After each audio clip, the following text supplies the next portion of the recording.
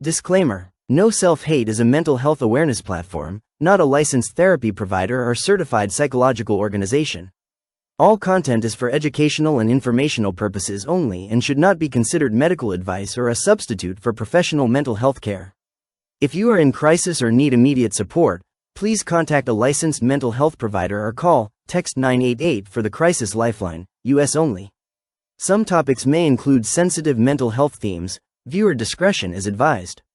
This channel may include brief use of copyrighted material under Fair Use, U.S. Copyright Law, Section 107, for commentary, education, and discussion. Hello everyone, and welcome to No Self-Hate. I'm so happy to have you here. My name is Kevin. I will be your facilitator for Season 1, Episode 1, What is Self-Hatred / Intro to No Self-Hate. Now, before we start today's episode, I would like to set the tone. If at all possible, and if you're willing to participate in today's episode, I ask that you start this episode in a position of neutrality. I want you to relax. It's a lot of stuff going on out here in the world. It's a lot of, energy that could disrupt yours, cause ripples in your lake, whatever. I want you to try to relax if you can.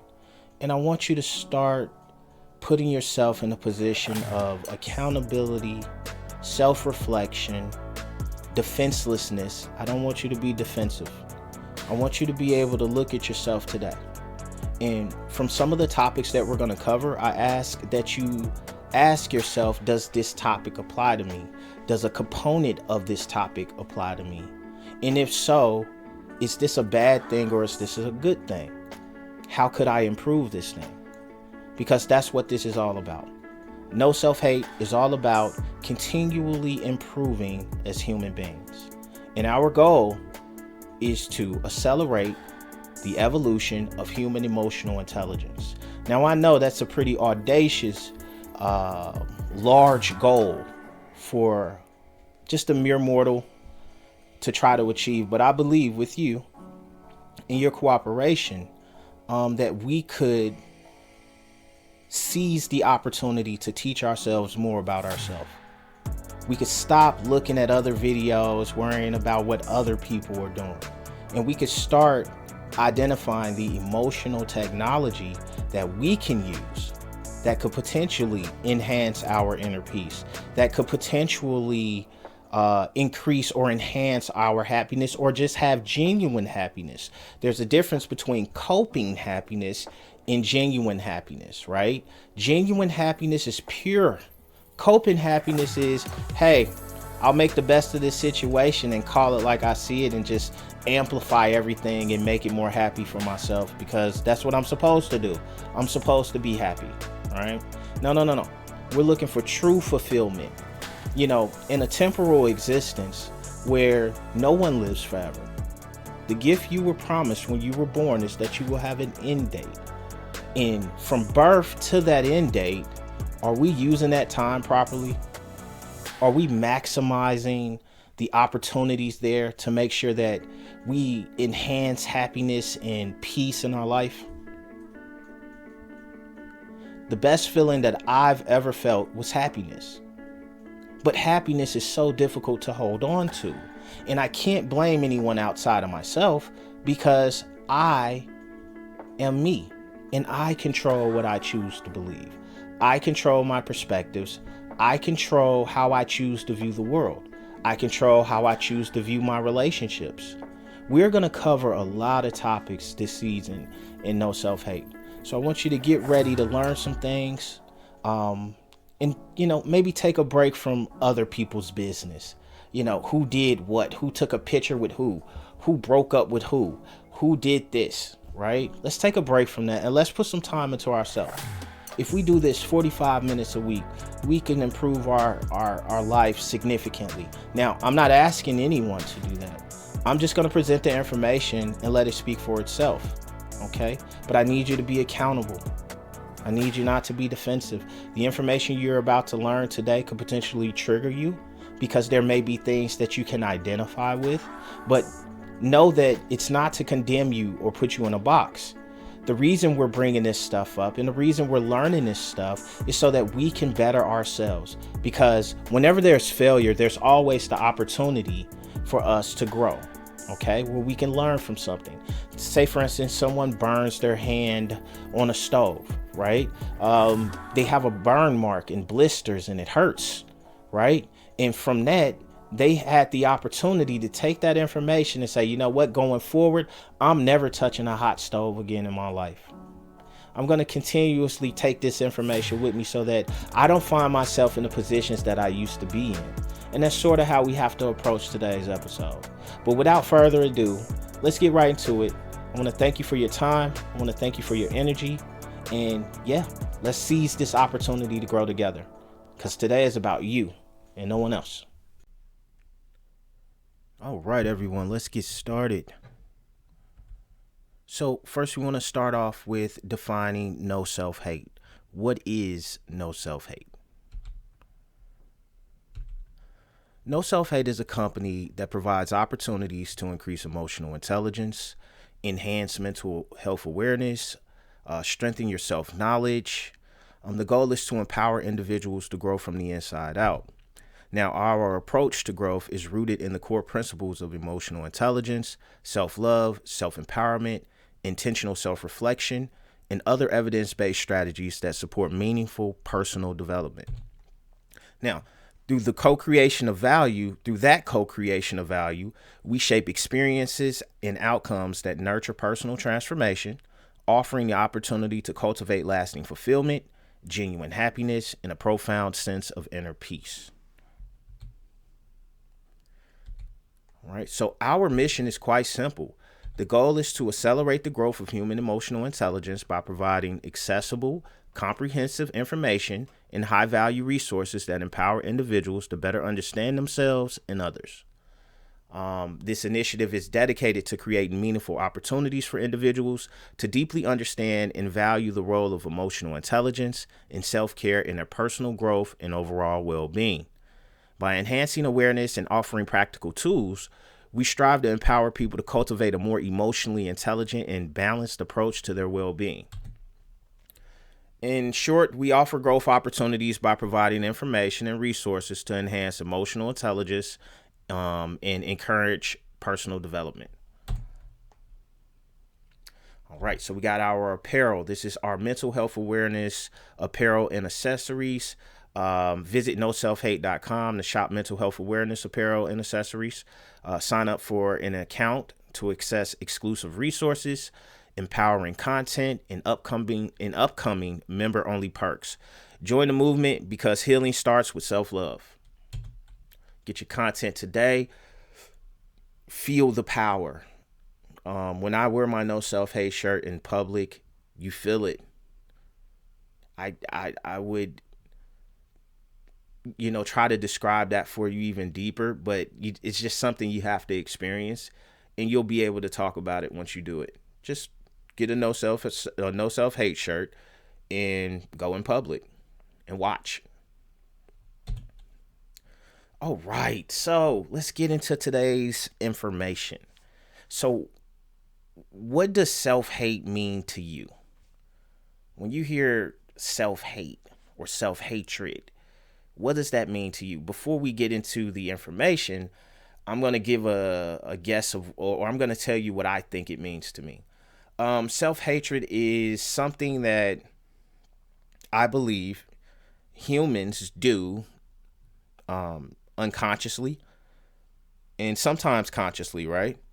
And I believe it is a cycle of thinking that causes people to look at life in a more pessimistic view, a more negative view, and live within that community of negativity within themselves.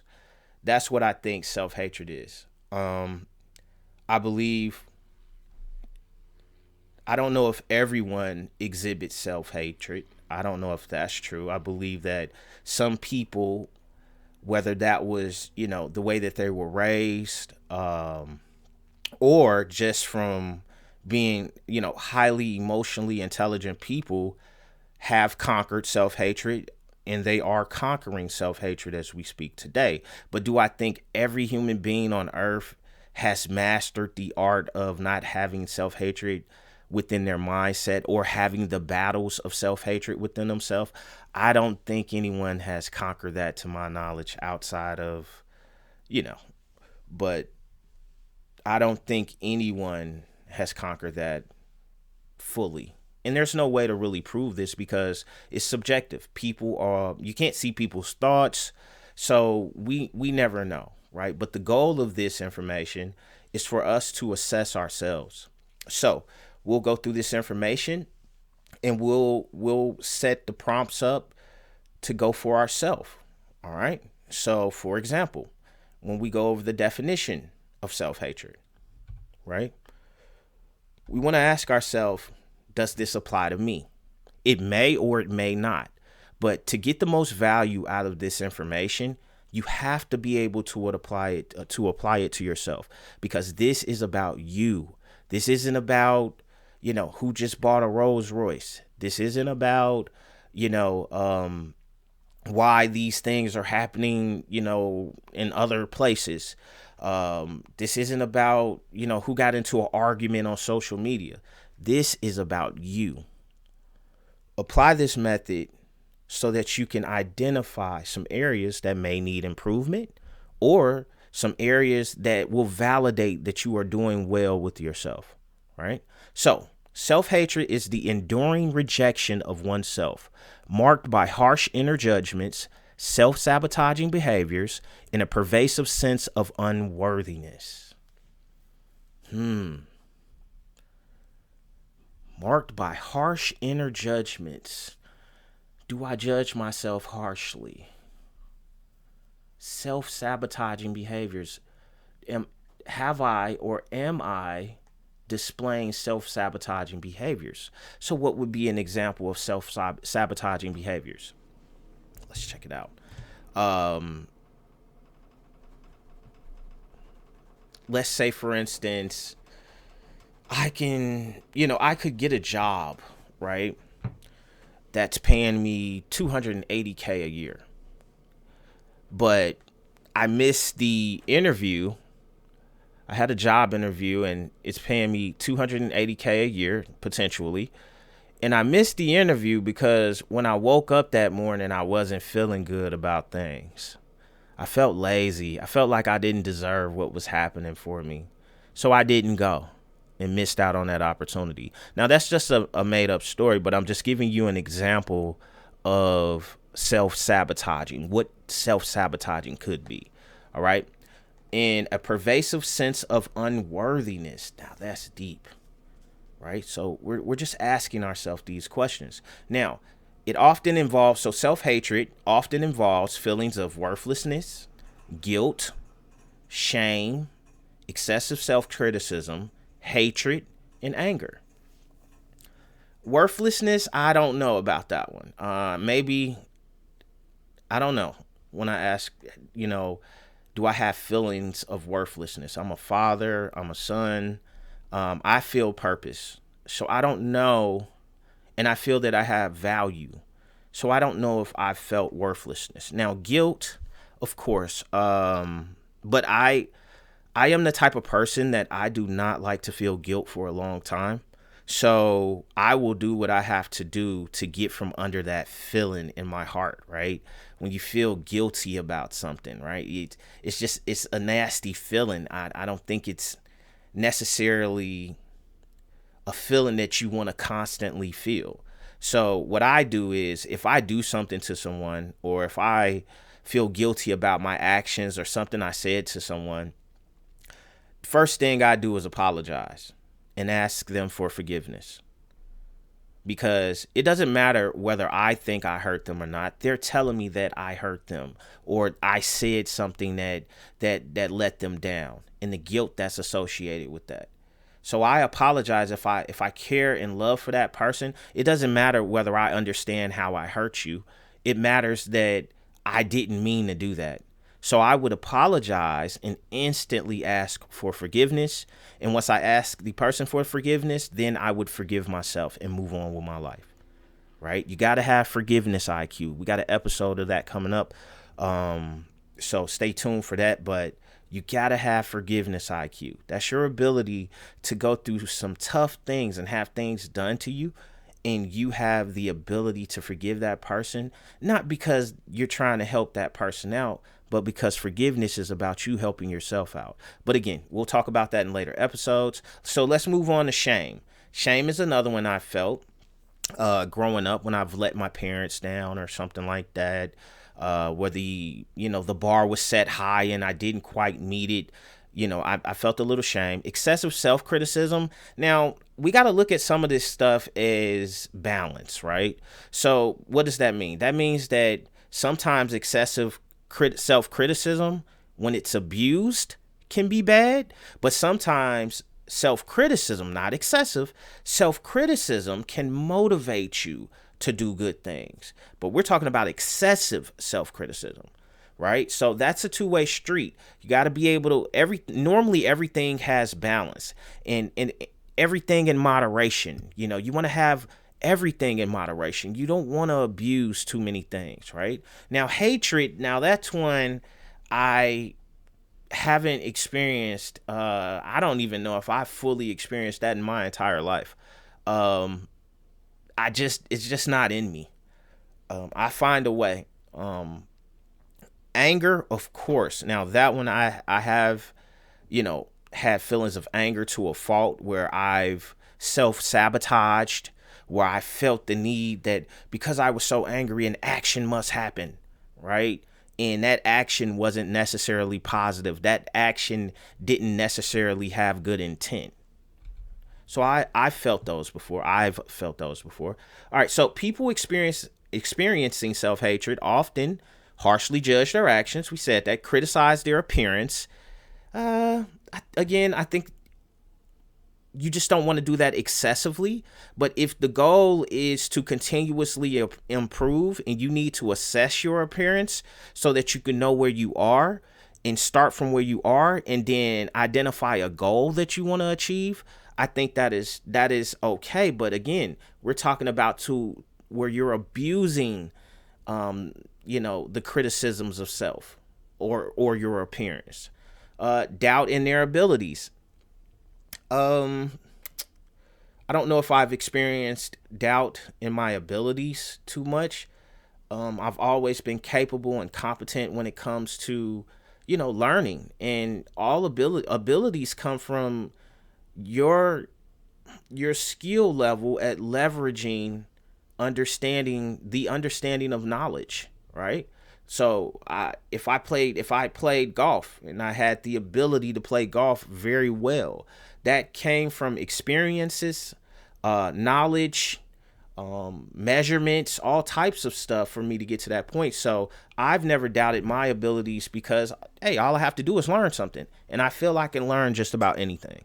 All right. Next up, undermine their inherent worth as a person. Ooh, that's a tough one there. I can't really say for sure.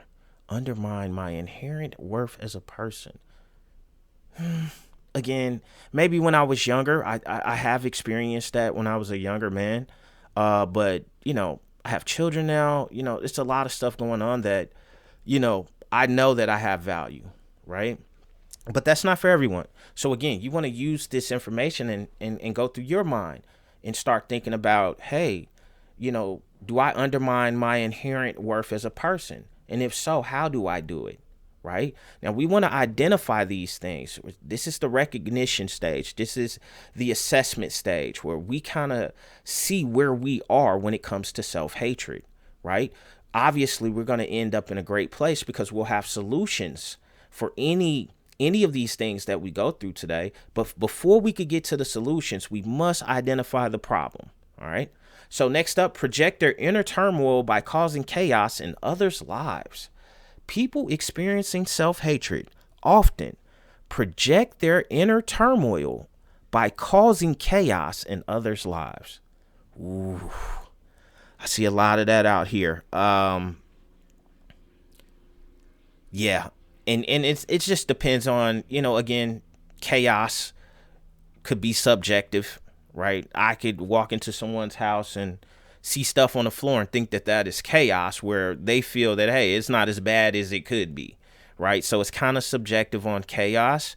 But I believe there's potential for anyone to inadvertently cause chaos in others' lives, right? So we want to be clear about that, but we're talking about to a self-hatred level where it's intentional, where you're getting endorphins out of causing chaos in others' lives, because whatever you have going on in your life isn't interesting enough for you to pursue your goals and elevate yourself. Nope, you're dealing with something that's heavy to you. You don't know what to do with it, so you're going to bring the other people around you down.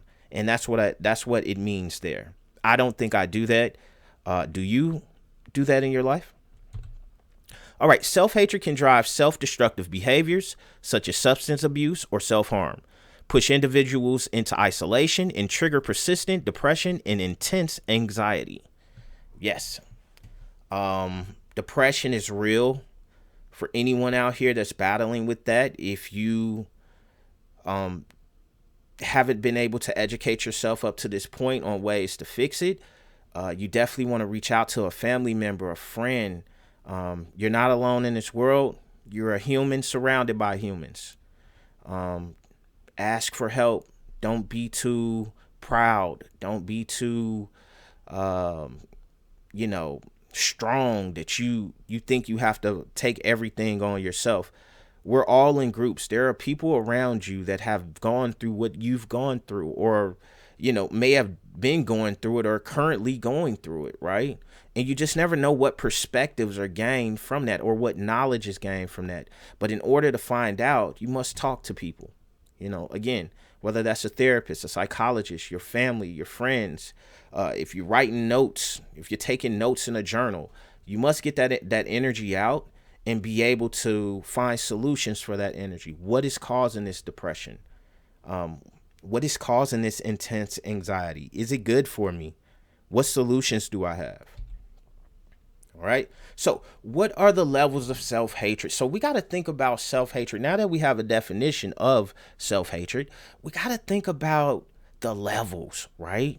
So at the first level, we got individual self-hatred, intrapersonal, right? The core traits of individual self-hatred is chronic self-criticism, low self-worth, low self-esteem, internalized shame, guilt, or trauma, body dysmorphia or self-neglect, negative self-talk, and perfectionism. Now, throughout this episode, you will hear me make mistakes, right? And that's purposefully. I could easily go back and retake and do everything and try to match this perfect episode that everyone will look at and not see any flaws or find any errors, but I'm not a perfectionist, right? I am an excellencist, if that's even a word, meaning that I'm not in the pursuit of perfection. I am in the pursuit of excellence, which that means that excellence is just capturing perfection when you can. Excellence is having the effort to want to achieve perfection, but understanding that perfection is not sustainable in any aspect. Being born a human, after a week, you kind of disqualify for perfection at that point. You've been breathing particles and all type of stuff, and everything's going crazy, right? It depends on how you try to view it. But I don't chase the dream of perfection. That is a useless road. That imagine a human being being born from the age 5 to the age 98, going their entire life having this high level of wanting to meet and reach perfection.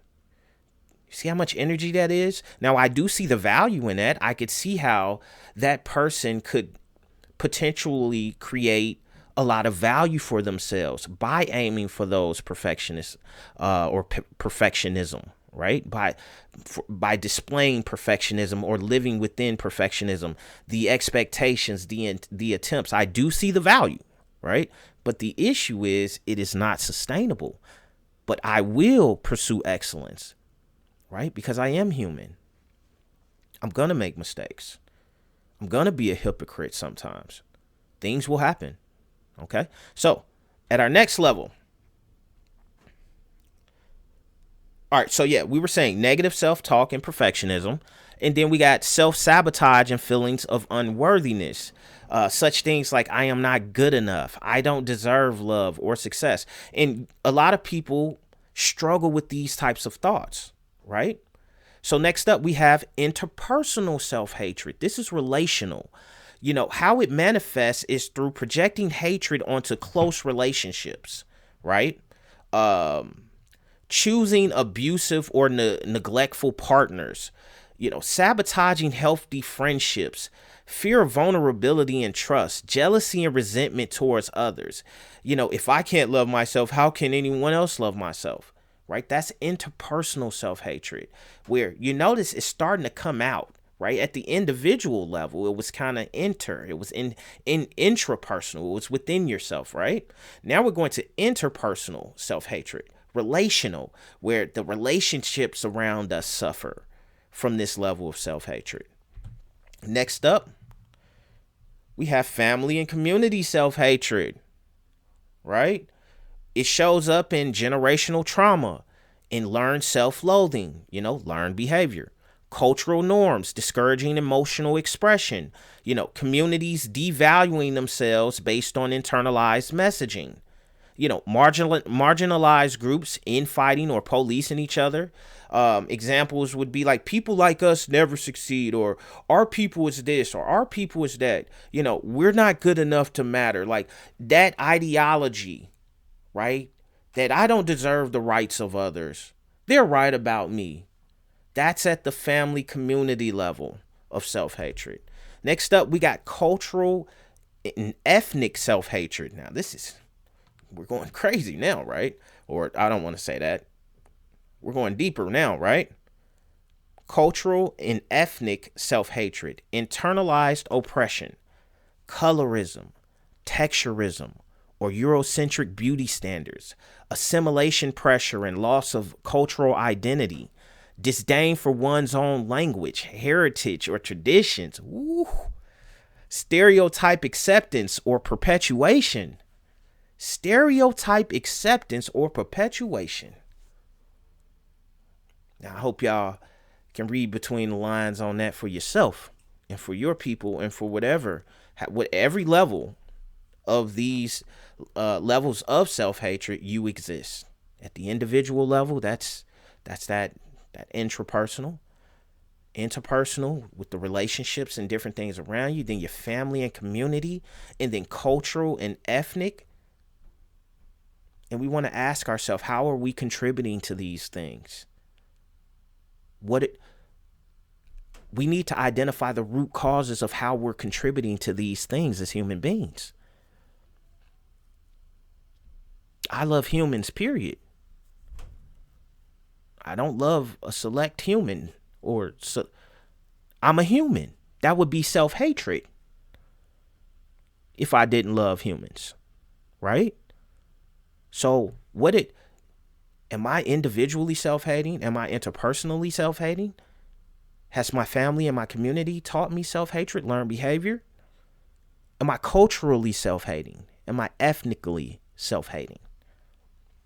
Right? And then next up, we were saying stereotype acceptance or perpetuation. Are you accepting the stereotypes? Are you perpetuating the stereotypes? Stereotypes exist. Right? Next up, we have societal national self-hatred. Right? This is like, the broader collective discontent. National shame. Being shamed to be, whatever you are. Wherever you're from, you're ashamed of it, historical or political. It could go to a political thing. Oh, I'm ashamed I'm this party, or I'm ashamed I'm that. Collective guilt or denial.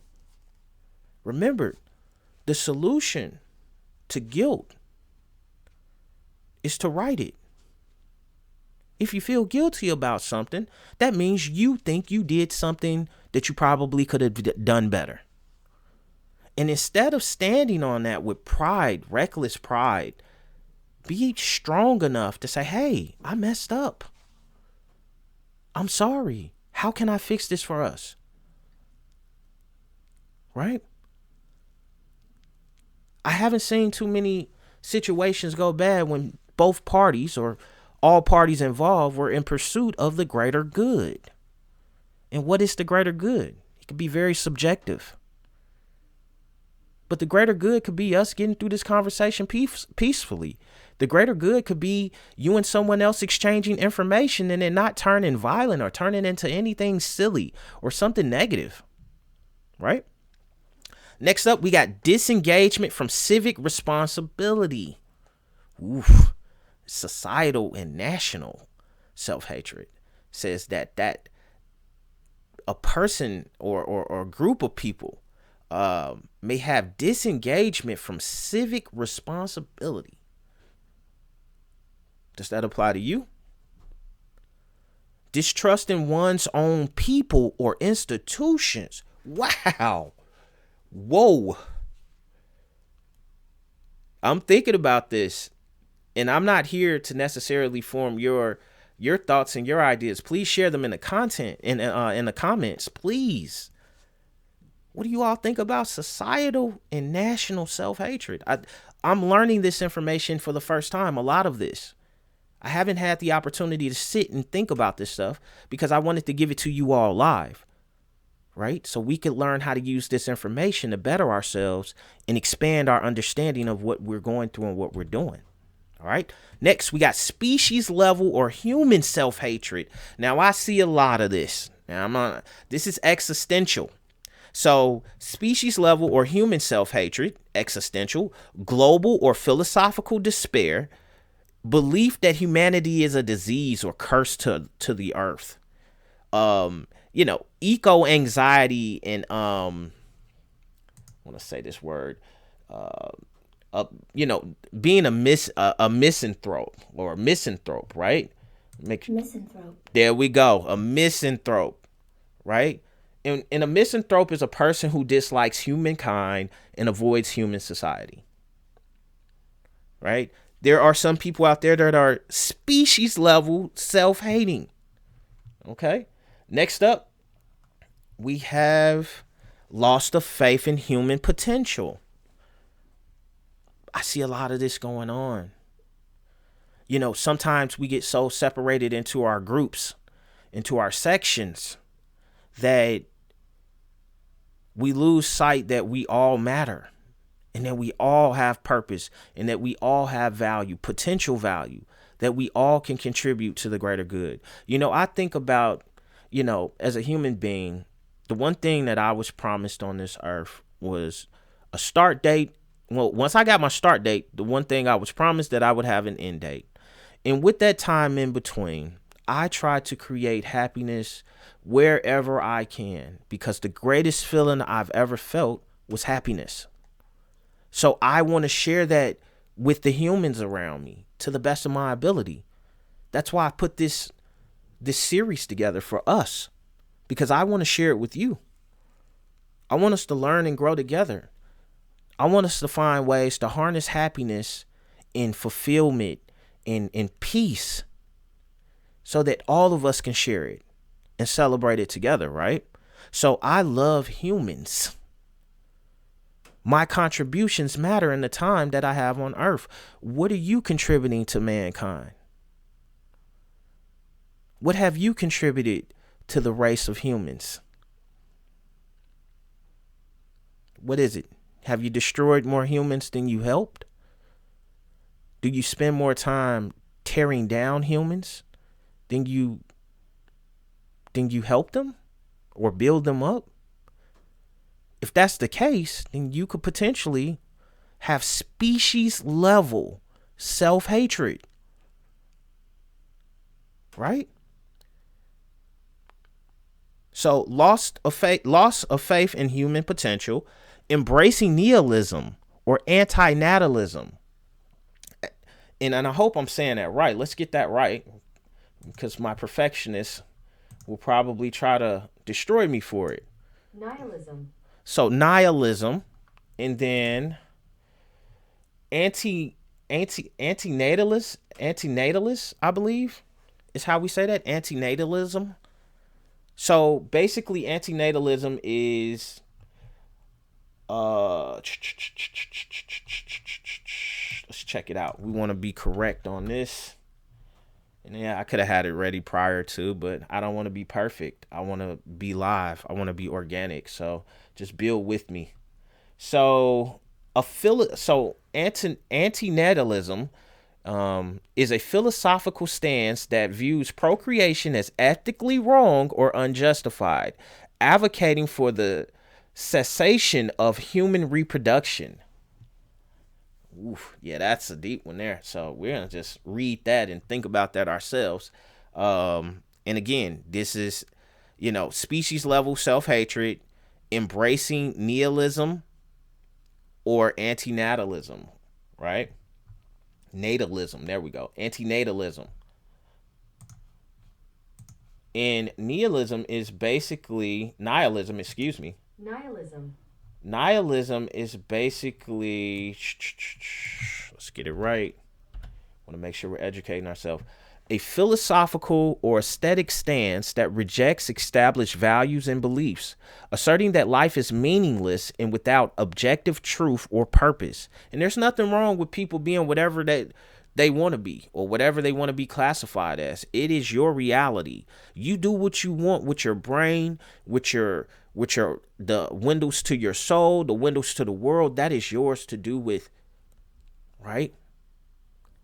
I just hope that whatever you choose to do with that, when we understand that our existence is temporal, I just hope that everything you put out is worth it.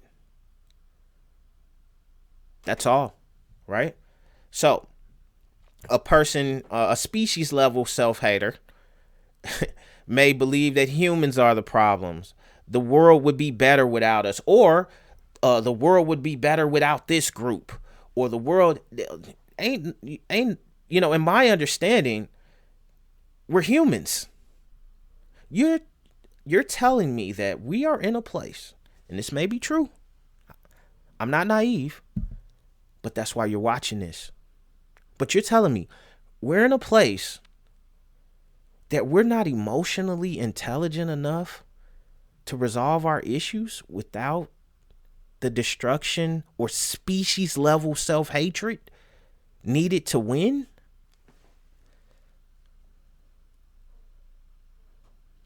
Think about that. We gotta hate humans to have it our way, huh?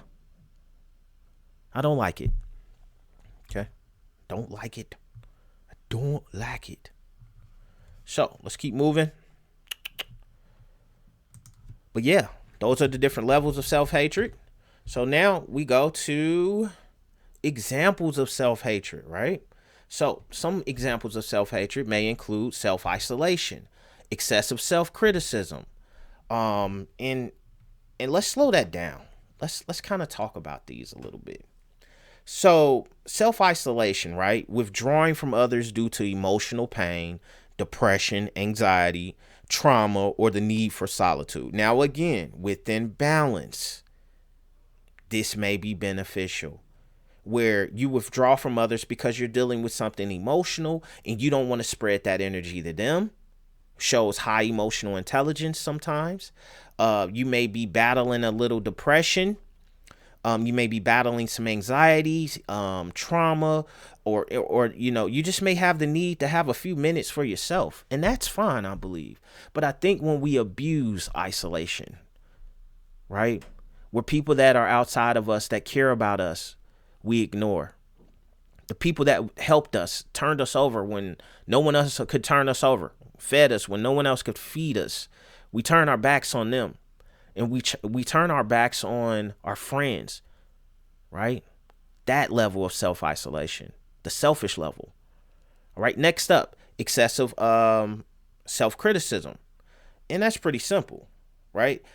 That's basically when you habitually judge yourself too harshly, beyond what's constructive or realistic. It often comes from a deep-rooted belief that you are not good enough and can damage your self-esteem, confidence, and mental health over time. That's what excessive self-criticism does to you. Self-destructive behavior. That's pretty simple, right? Self-destructive behavior, self-sabotaging, different things like that. That all falls under self-destructive behavior. Perfectionism to a painful degree, right? Perfectionism to a painful degree is more than just wanting to do well. It's an intense, often exhausting drive to be flawless in every area of life. It's driven by fear, not excellence. And when unchecked, it becomes self-destructive, not self-improving. All right? Chronic guilt or shame. We talked about that earlier. If you feel guilt or shame, apologize or forgive yourself and forgive anyone else that has done anything to you. Have forgiveness IQ and move on with yourself, right? But these are some examples. Sabotaging opportunities. I've done this sometimes in life, right? Where you're dealing with something and you could have put in, a lot of work. So for example, when I was in college, my senior year, I started going through some tough stuff and I almost sabotaged some opportunities. I'm pretty sure I did, because I felt that it's okay to sabotage those opportunities because I'm going through something. That's a form of self-hatred. Constant negative self-talk. Build yourself up. Love thyself first. Love thyself first.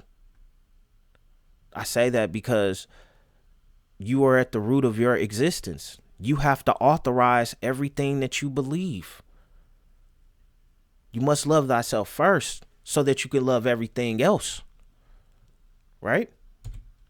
Excessive criticism of other people. Now, normally, when people are dealing with things on the inside that they don't have the solutions to, is normally an opportunity. Sometimes there's an opportunity for people to dispel that energy that they may feel by making others feel the way that they feel, or just making people feel bad, right?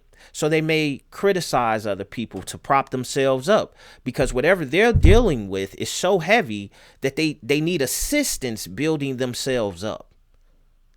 Oh, you're a human that's not like normal humans. Or your teeth is this. Or your hairline is that. Or your eyes are this. Your eyes are that. See, that's a form of species level self-hatred to me. We're humans.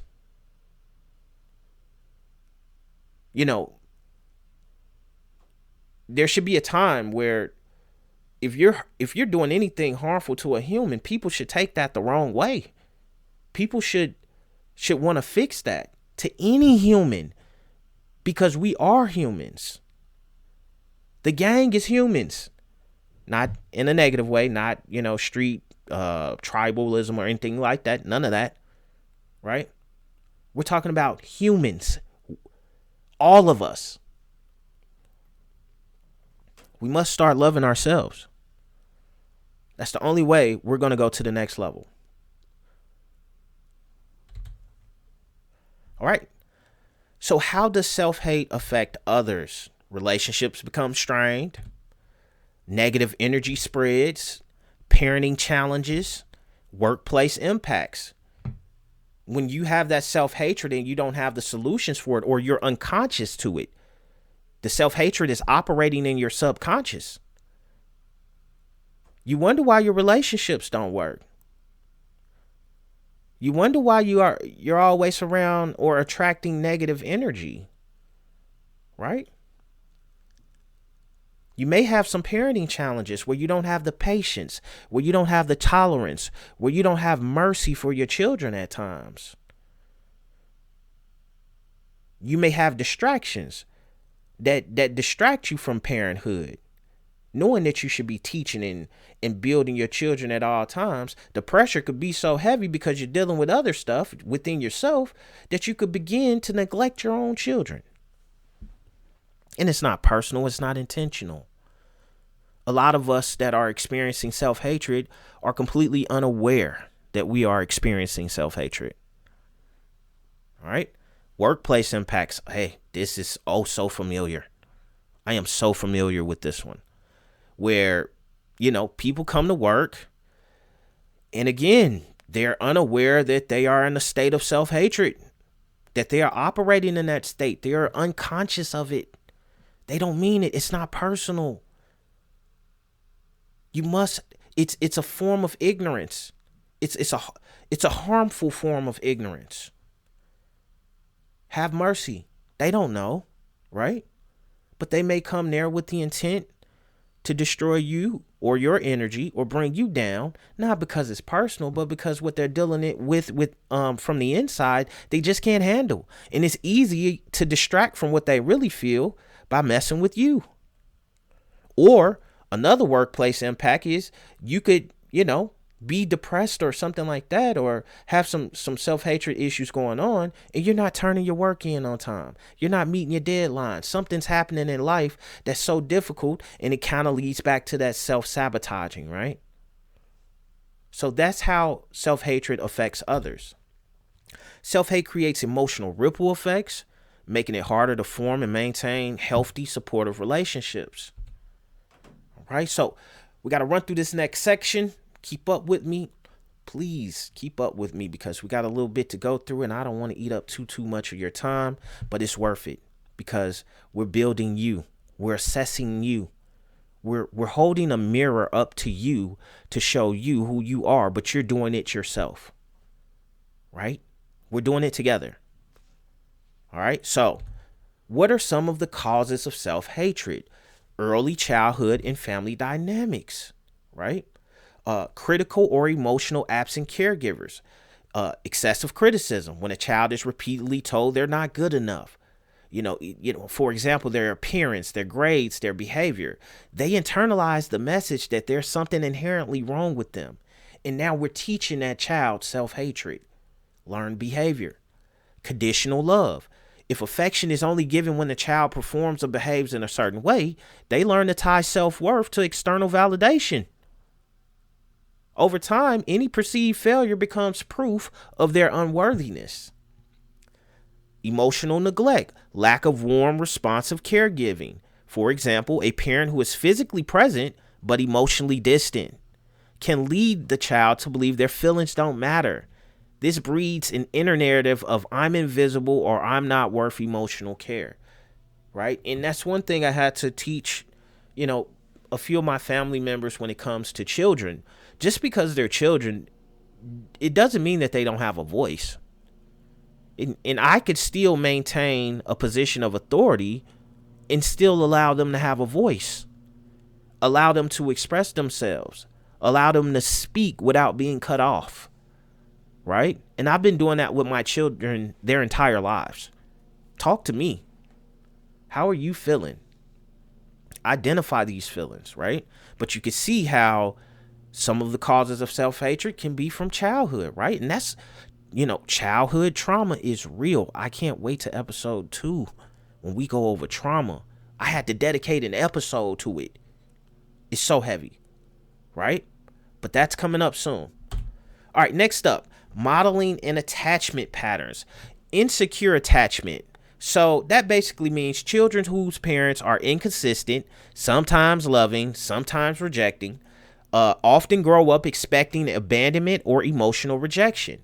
They may develop an inner voice that says, I'm unlovable, so others will always leave me. Think about that. A lot of us out here right now having issues with relationships and maintaining healthy relationships. Was that learned behavior? And again, we're not coming down on our parents, because our parents did the best they could. They also were born on this earth with minimal knowledge, and they had to go through life and learn things just as we do. Are they perfect? No. Should the expectation be that my parents should be perfect? I don't think so. Right? Next up, we got parental self-criticism. If a parent constantly criticizes themselves or expresses self-doubt, children often mirror those beliefs. They may think, if mom or dad believes they're worthless, I must be too. Got to watch what you're doing around these children. A lot of us are the architects of the self-hatred that is born within human beings. But again, a lot of us are unconscious of it. And that's why we must start to wake up. We must see who we are. We got to stop avoiding that mirror so that we could be comfortable. We must continually improve.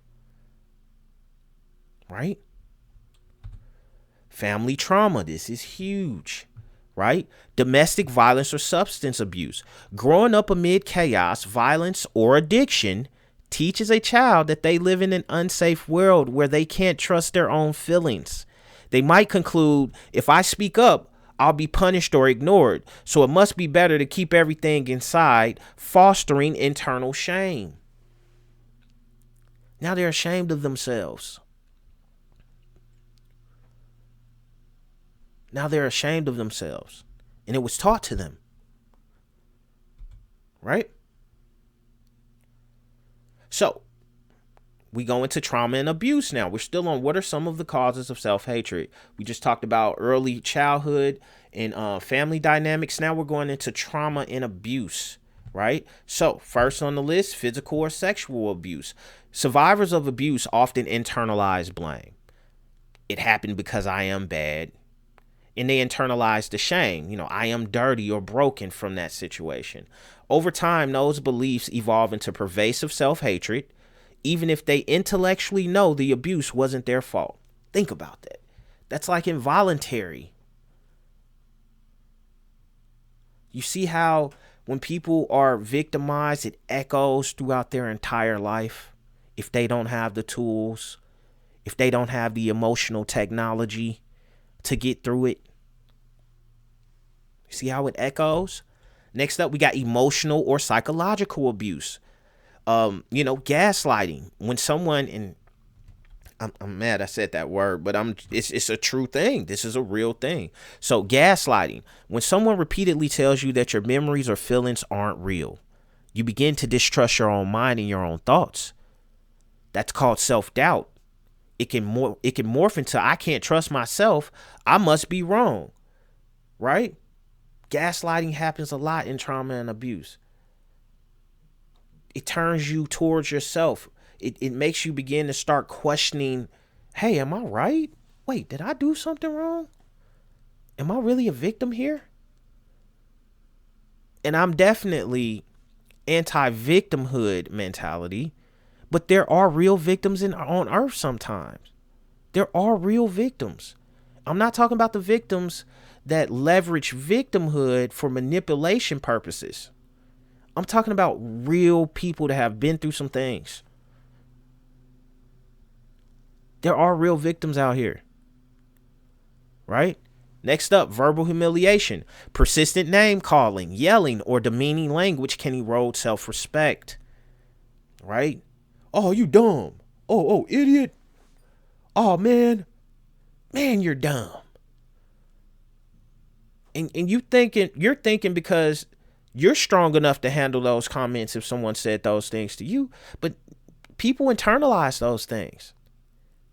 When we were younger, people used to play the roast game, right? Where you talk about people's appearances and different things like that. Now, a lot of us could handle it and just leave it at comedy, right? Because it's a comedic thing. You're not supposed to internalize it and take it personal. You're supposed to accept your flaws and make fun of them. Right? That's how we were looking at it as children. Like, hey, I accept me. Yeah, I got a big forehead. Yeah, I do. Yeah. You could show a movie on it with a projector, right? We used to play games like that, but I took that a different way than other people. I used that to learn how to accept myself. Hearing the feedback from the people around me. And these were my good friends. Yeah, we joked and different things like that. And that may come from a deeper seated thing, right? Which is rooted in what? Self-hatred. You see that learned behavior? We were doing it because we saw other people doing it. But verbal humiliation is real, all right? Neglect and abandonment. Even if not physically beaten or verbally abused, children who are left to fend for themselves, lack of supervision, affection, and guidance, can grow up believing they're unworthy of care. That sense of being left behind eventually turns inward as self-resentment. Think about that. You don't even have to physically beat your children or verbally abuse them. But if you're not giving them the proper supervision and attention that they need as a form of neglect, they need you. They're little humans that were just born, and you're the local expert that they know on humanity. They need to be around you as much as they can and grow up and be in a better position to be successful human adults. All right. Next, we'll go to societal and cultural pressures. Oof. Unrealistic beauty and success standards. Again, what are some of the causes of self-hatred? Societal and cultural pressures. We're talking about unrealistic beauty and success standards, right? So media representation, constant exposure to airbrushed images and curated lifestyles on social media or television fosters an "I'll never measure up" mindset, or you'll do anything to try to measure up. Over time, the gap between who I am and who I think I should be amplifies self-hate. Accept yourself. God intended for you to be you the way that you are. Love yourself. If you can fix things that need to be fixed, fix them. But do it for yourself. Don't do it because you were taught some standard. There are millions of standards out here. Create your own. Right? So achievement-oriented culture in environments that prize constant productivity. For example, if you're not at the top, you're a failure. People tie their entire worth to performance metrics. Every setback becomes a personal indictment. That's that perfectionism, right? You see why I'm anti-perfectionism? I'm an anti-perfectionist. I am definitely anti-perfectionism for that reason. Now, again, people can choose to do what they want with their reality. It is up to them. No one is mandating that everybody act like one person, or we need variety. We need balance within our ranks. Right? But for those of you that see this and can kind of relate to it, ask yourself that question. Have I been taught self-hatred through achievement-oriented culture? Next up, cultural stigmas and discrimination, racism, homophobia, ableism, et cetera, et cetera. Belonging to a marginalized group can mean experiencing repeated messages, both subtle and overt, that you're inferior. Those external messages eventually get internalized. If society sees me as less, I must be less. And then you start treating your brother that way because your brother looks just like you. And if you feel you're less, then he got to be less than you. Because society has taught you that.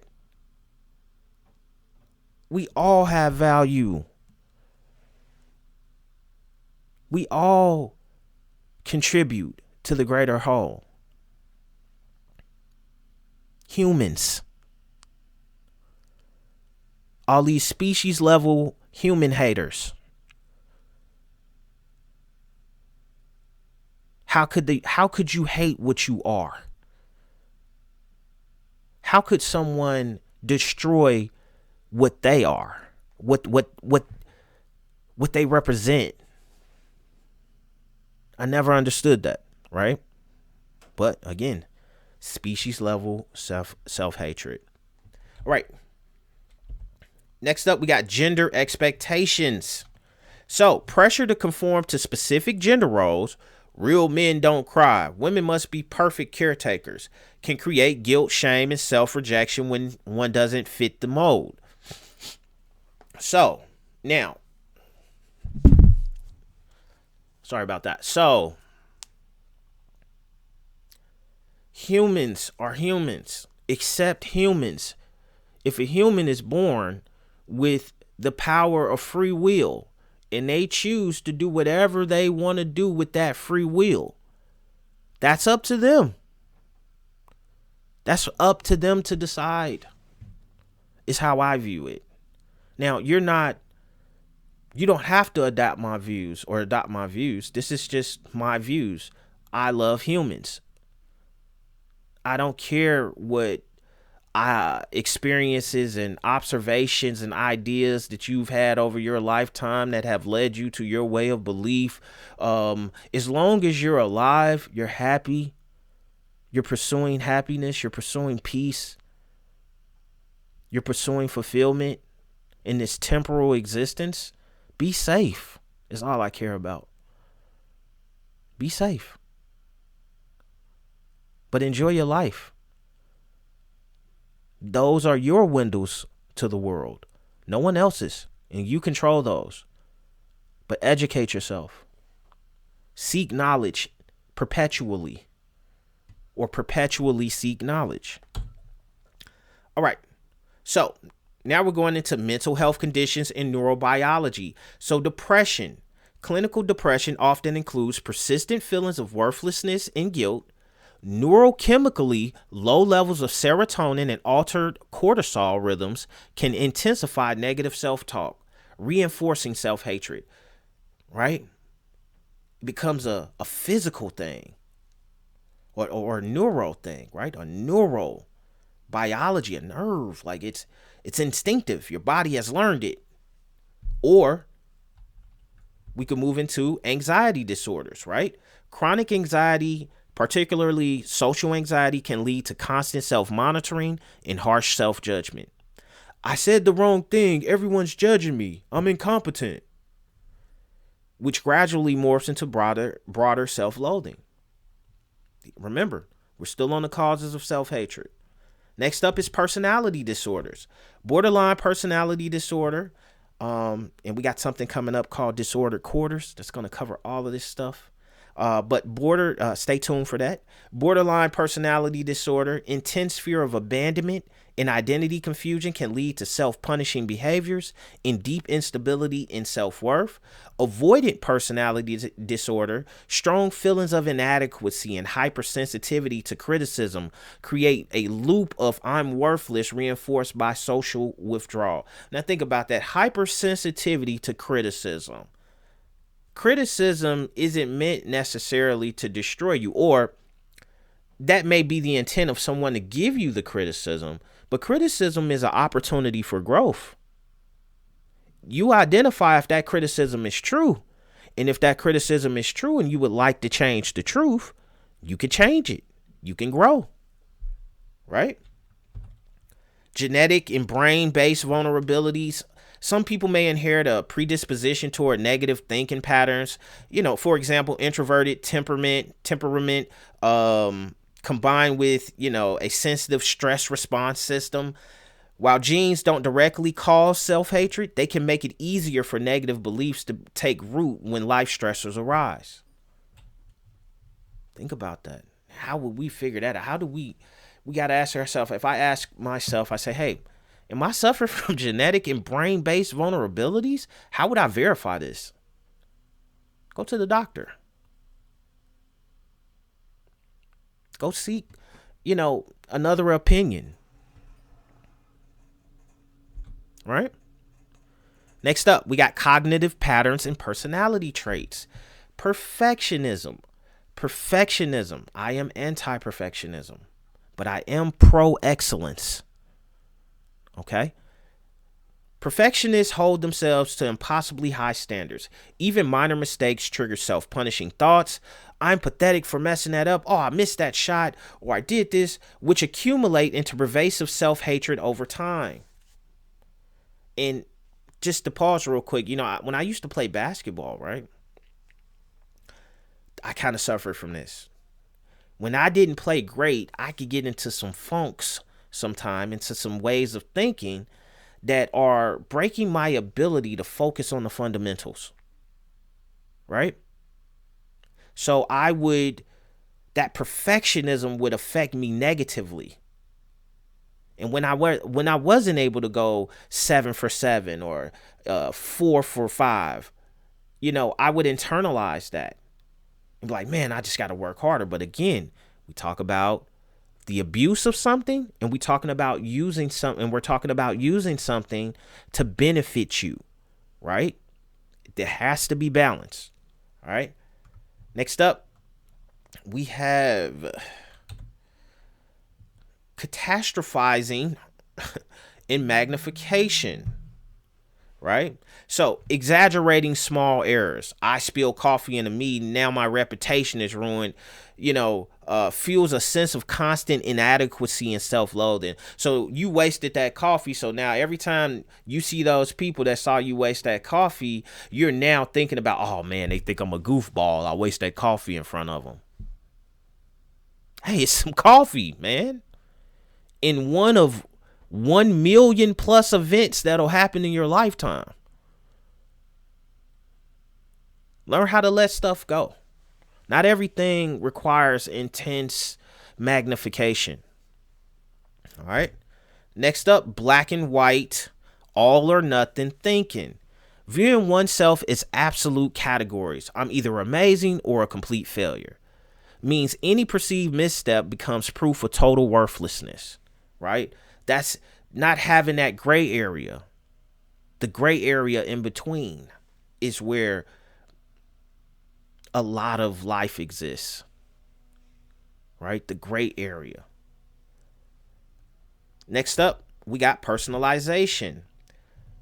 Taking unrelated events, personal failings. My friend's silent today. She must hate me. I'm worthless. This persistent blame self habit reinforces a negative self-image. Again, personalization is one of those things that can be bad for you or that can be good for you.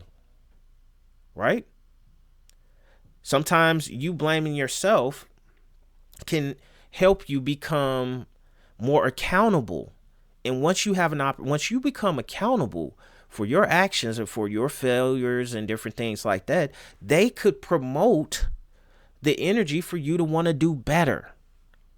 Again, I must stress that you can use some of these things to benefit yourself and push yourself forward. But we're talking about the abuse of these things. And you'll continue to hear me say that. We're not saying all of these things are wrong.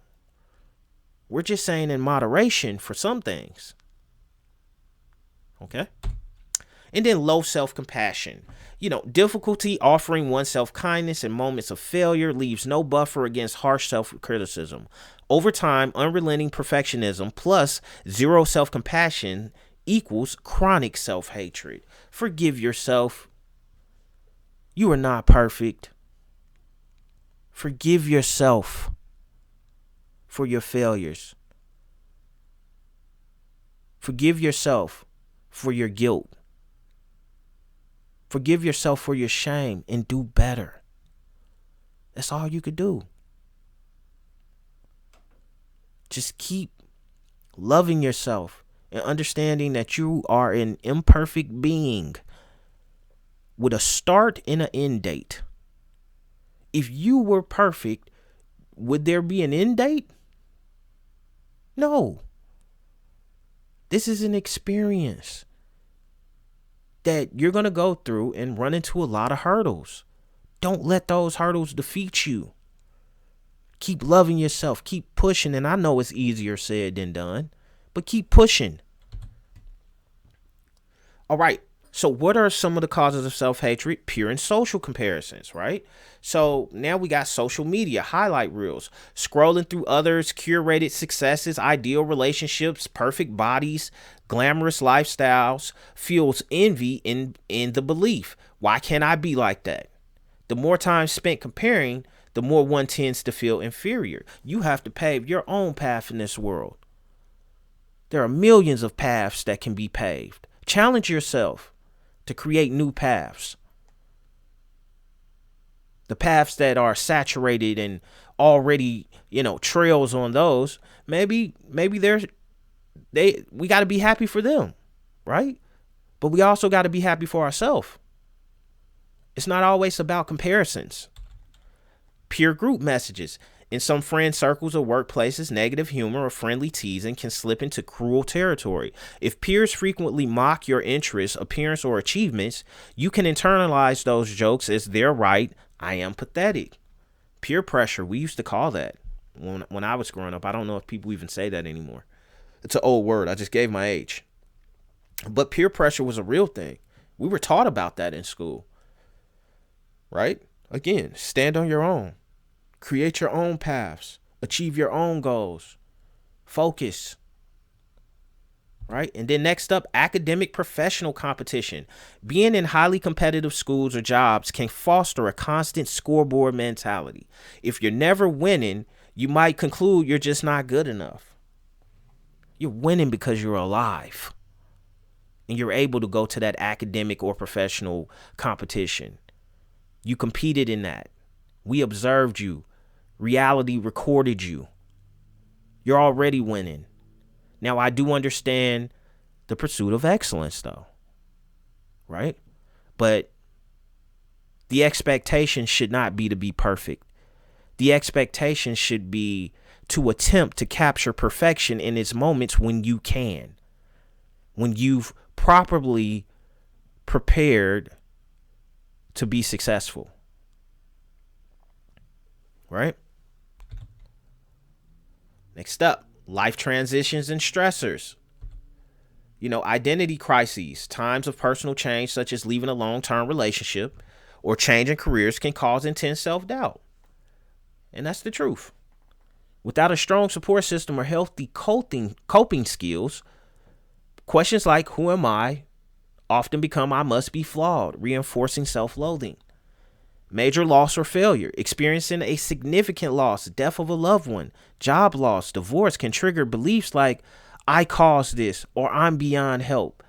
That acute pain can spiral into more pervasive self-hatred if left unprocessed. Normally when we fail, it's because we didn't have the knowledge to be successful. Right? Whether that's emotional intelligence, whether that's the how to do something, the instructions, the directions. Normally in most cases or in some cases, a loss or failure could be prevented through knowledge. Or future failures can be prevented through knowledge. The actual failure that you went through is a form of knowledge. You know what not to do now. You learned something about this thing, right? Now, experiencing a significant loss, death of a loved one, there are some things that we have to walk through. Being a human that's alive, we have to deal with losing, family members and friends and, that's kind of what that's what being a human is. You have a start and end date and no one knows the end date. This is a part of life. Now, a little personal information. When I went through losing a loved one, I went through this self-hatred, you all, for 3 years. This person was so significant to me. And I just couldn't consolidate losing that person, right? Because I didn't understand that we all have a start date and an end date, and no one understands when their end date will be. No one has that foresight or that knowledge. So it's a process that I have to understand that, yes, I'm going to grieve properly. I'm going to grieve positively. I'm going to take these emotions that I feel and I'm going to use them to drive my living self further. I am going to take the death of a loved one and use that to drive my living further. I'll never forget that person. That person is in my mind. I learned that person's consciousness. That person was with me. I still have active memories of that person. It's what I had to learn to deal with it. Did that person really leave me if I could just picture them in my head? and have a conversation with them based off what they taught me about themselves. Right? So for example, I wonder if I asked this person this, what would they say? If you know that person, you could sometimes get a good idea of what they'll say. Right? So I went through this whole cycle trying to figure this out, learning how to deal with what's natural for all humans. Right? Chronic stress, prolonged stress, financial strain, caregiving burnout, unstable housing taxes the nervous system. Under overload, people tend to become more self-critical. If I were stronger, I could handle this, ignoring external constraints, which plant seeds of self-hate. Watch these life transitions and stressors. We're not telling you not, I'm not saying that a person shouldn't grieve or a person, I'm saying that walk into it knowing that this is something that could be crippling to you. And if you submit to it fully, it will cause self-sabotage or some type of excessive criticism within yourself. It will cause self-hatred within you, right? You must find solutions to these problems. All right, so next up we got reinforcing cycles and feedback loops. Okay, so once someone believes they're unworthy, they may unconsciously make choices that confirm it. For example, staying in abusive relationships, avoiding opportunities. When those choices yield negative outcomes, it proves their self-hatred was right. Right? Ruminative thought patterns, continually replaying perceived failures or painful memories, strengthen neural pathways around shame and self-criticism.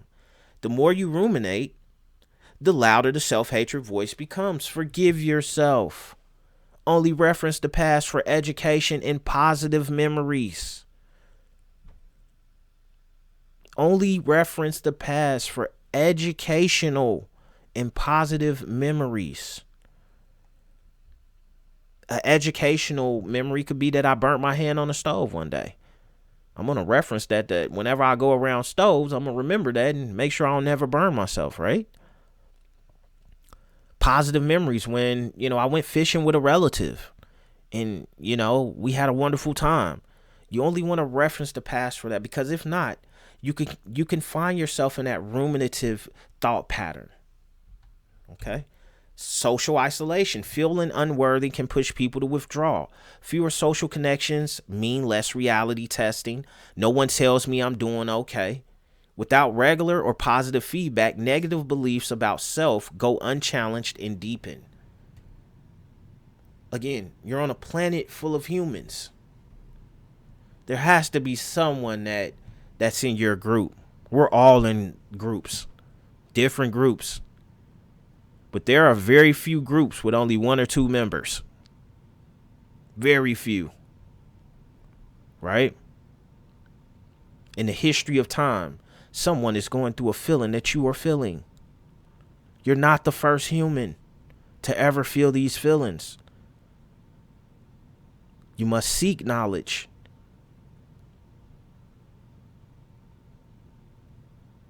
Right? And within moderation. Again, we talked about how isolation can be beneficial, whether you're meditating or different things like that. But you don't want to abuse it, is what I'm saying. All right. Biological and neurochemical contributors, genetic predispositions. While there's no self-hatred gene, thank God, that means that this is learned behavior, learned human behavior. Some individuals inherit temperaments more prone to negative bias, pessimism, or heightened stress responses. Those predispositions make it easier for negative beliefs to take hold when life is challenging. All right. Brain chemistry imbalances. Low serotonin and dopamine levels, commonly seen in depression, can impair the brain's ability to regulate mood and reward. This can amplify negative self-talk and make it harder to experience pleasure or self-compassion. All right. So, in understanding self-hatred, to counteract self-hatred, one has the options to address both the root causes and the maintaining factors. Childhood trauma, and I don't know this 100%, but just thinking about it, a lot of people probably still suffer from childhood trauma today, from childhood wounds. They're constantly renewing the subscription on their misery, on the things that make them feel horrible. We must cancel that subscription. We must find solutions. We must process. We must uncover the trauma. We must bring the trauma to light. We must resolve the trauma. We must mitigate the risks associated to the trauma. Right? Healing typically involves awareness and identification. You've already started. For anyone out here that's listening right now, and from what we covered so far, you see that some of these things apply to you.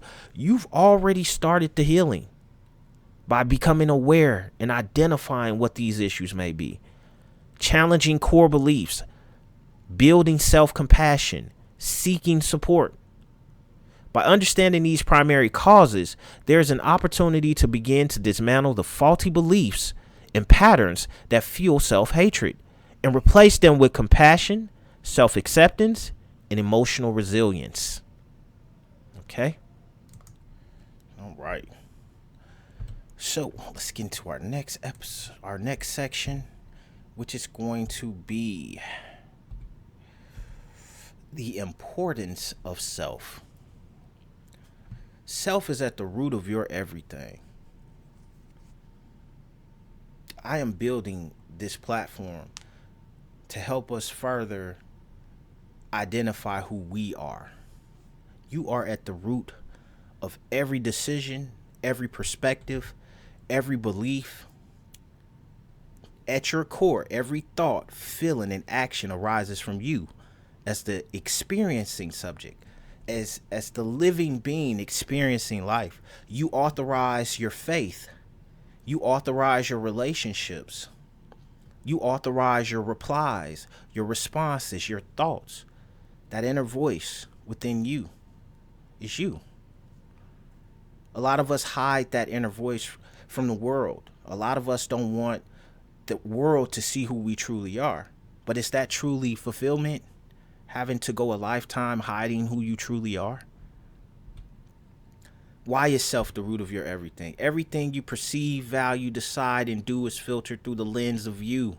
The self isn't just another object in your experience.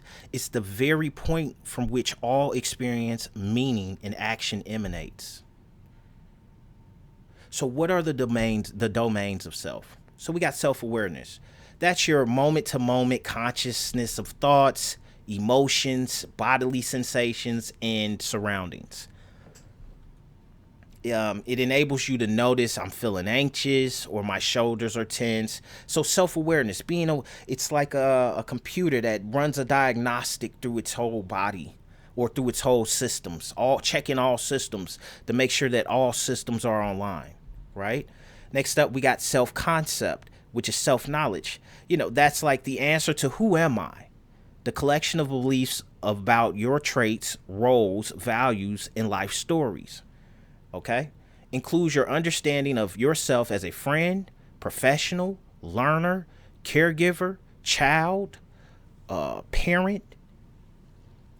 That's the self-concept, the self-knowledge. What do you know about self? Next up, we got self-esteem, your self-worth. And that's how you evaluate your overall value or goodness as a person. Reflects the degree to which you feel deserving of respect, love, and success. Self-esteem. No one can give that to you. You must develop that within self. Next is self-efficacy, perceived competence, right? So your belief in your ability to execute specific tasks or meet challenges. Can I handle that presentation? Drives persistence, choice of goals, and resilience in the face of setbacks. Your competence, your ability to get through this situation. And you have the power to get through any situation that you decide to. All right. Next up, we got self-regulation, the capacity to manage your impulses, emotions, and behaviors in service of long-term goals. Self-regulation. You must the sustainability of self. Making sure that Self is following in the rules, and self is in compliance with what you set for self. You have to regulate that. You have to enforce that. Next up, we got self-presentation. How you choose to present yourself to others. Your tone, your dress, disclosures. It involves crafting an image or narrative online, at work, among friends that align with your desired identity. Are you who you project yourself to be? Is your intent in alignment with your actions? That's your social identity. And then we have self-compassion. The way you treat yourself in moments of suffering or failure, with kindness versus criticism. Balances acknowledgement of pain with supportive self-talk. I deserve care. This is hard, right? Being able to give yourself that compassion. Remember, you got to have forgiveness IQ. And the number one person you must forgive in your failures, in your shame and your guilt is yourself. Self-transcendence. Spiritual self. Your sense of connection to something larger than you, nature, humanity, a higher power. This provides meaning, purpose, and often guides moral and ethical choices. Right? It's basically compliance guidelines or rules and regulations that you adhere to. It doesn't necessarily have to be from a particular group or a particular thing, but just have some rules, some regulations, some things that you must comply with and that you can hold yourself accountable for. Those are the major domains of self. So let's talk about self-awareness. We're going to start off with that first one. In our domains, we're going to focus on self-awareness for this episode. All right. So self-awareness is the capacity to recognize and understand your thoughts, emotions, behaviors, and bodily sensations, and to see how they influence your interactions with the world. You have your conscious self-awareness and you have your subconscious self-awareness. Conscious self-awareness is you paying attention to your tone, the way that you're feeling, doing those checks. We talked about how say for instance, a robot, when it powers on, it will go through and check all of those systems. That's more of your conscious self. Your subconscious self is like when you get gut feelings, right? Like, I feel like something's bad about to happen here, or I don't know what's going on. That's subconscious self-awareness. Okay? The body tells you, it senses. You must listen to both your conscious self and listen to your body. That is true self-awareness. So why is self-awareness important? So it alleviates psychological distress and fosters development. Research shows that increasing self-awareness is both a tool and a goal for reducing anxiety, depression, and other forms of psychological distress, while laying the groundwork for self-development and resilience. Next up, it could be something,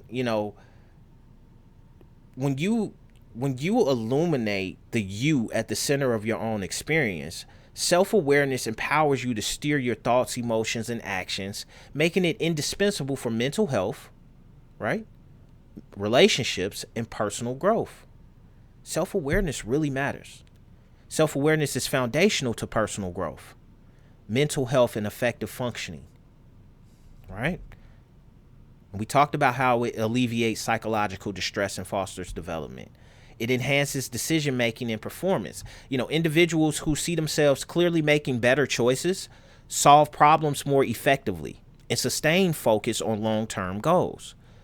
This clarity boosts confidence, creativity, and overall productivity. Right? Next up, we have strengthens relationships and leaderships. Self-awareness is very important in relationships and leadership. Self-aware people communicate more authentically, empathize more deeply, and build trust more easily. In organizational settings, they're seen as more promotable and respected, and they tend to foster healthier team dynamics. When a person is self-aware, when they are aware of how they treat people, I can't say everyone, but most people probably don't want to be treated bad or treat people bad.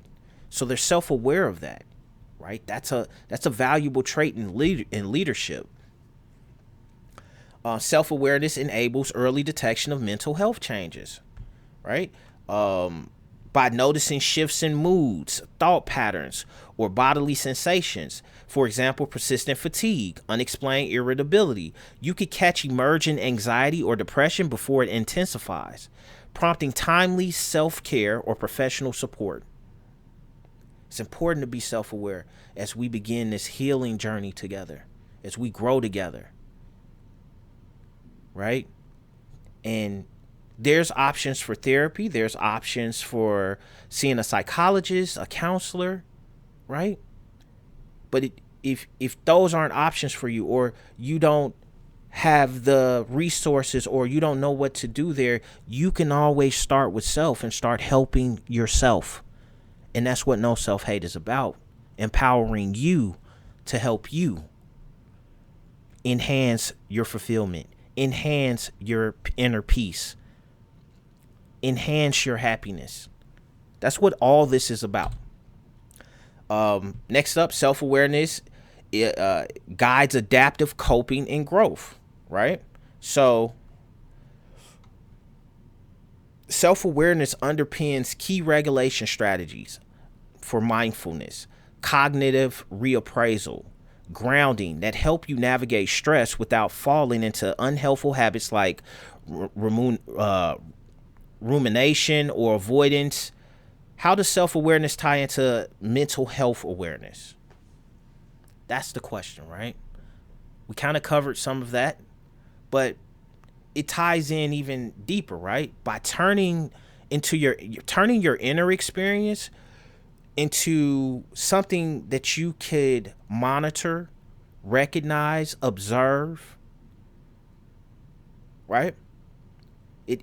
Self-awareness plays a role in mental health by, equipping you to recognize, understand, and respond to early signs of distress. But you gotta pay attention to, patterns, right? What's normal and what's not normal. Well, am I normally feeling this way? Pattern recognition is important in self-awareness, and you need that for good mental health awareness. So, what does mental health awareness mean, right?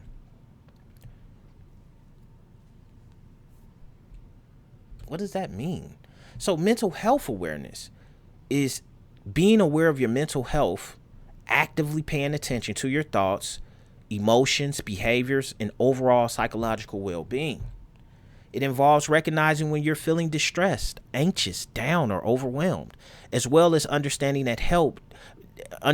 what helps you feel balanced, calm, and fulfilled, right? Having a routine. Hey, I'm not feeling too good today. You know what? I'm going to go meditate.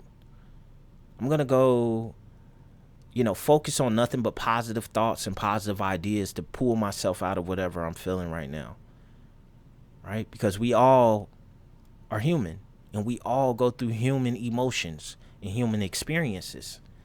So we got to know how to pay attention to these things to ensure that with our start date and our end date, the time in between, we are optimizing our opportunities. We are making sure that we are, seizing this life and getting the most out of it that we can, right? So in short, being aware of your mental health is about proactive care and responsiveness, treating yourself or treating your mental state with the same attention and seriousness as your physical health. All right. So what are the major components of mental health as we dive into this mental health? Because that's what this is all about. We need mental health to enhance this experience, right? So what are the major components? First up, we got emotional intelligence, and this is a huge one. It's a reason it's the first one. And emotional intelligence means recognizing, understanding, and managing your own emotions.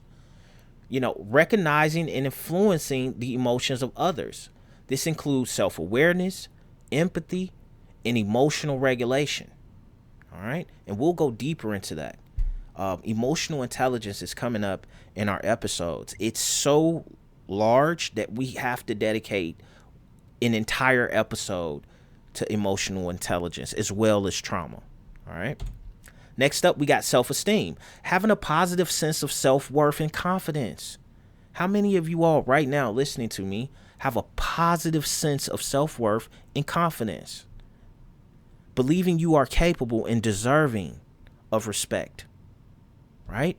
Next up, we have resilience, the ability to bounce back from stress, adversity, failure, or trauma. I call this your recovery time.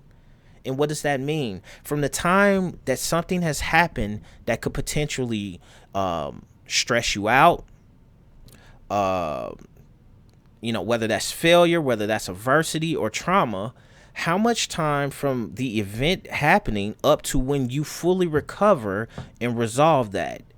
How much time did you take to do that? I've seen people take 7 years to resolve petty issues within their relationships. And I assure you, it does not take that much. All it takes is for you to make a choice and choose to find a solution and move on. Forgive.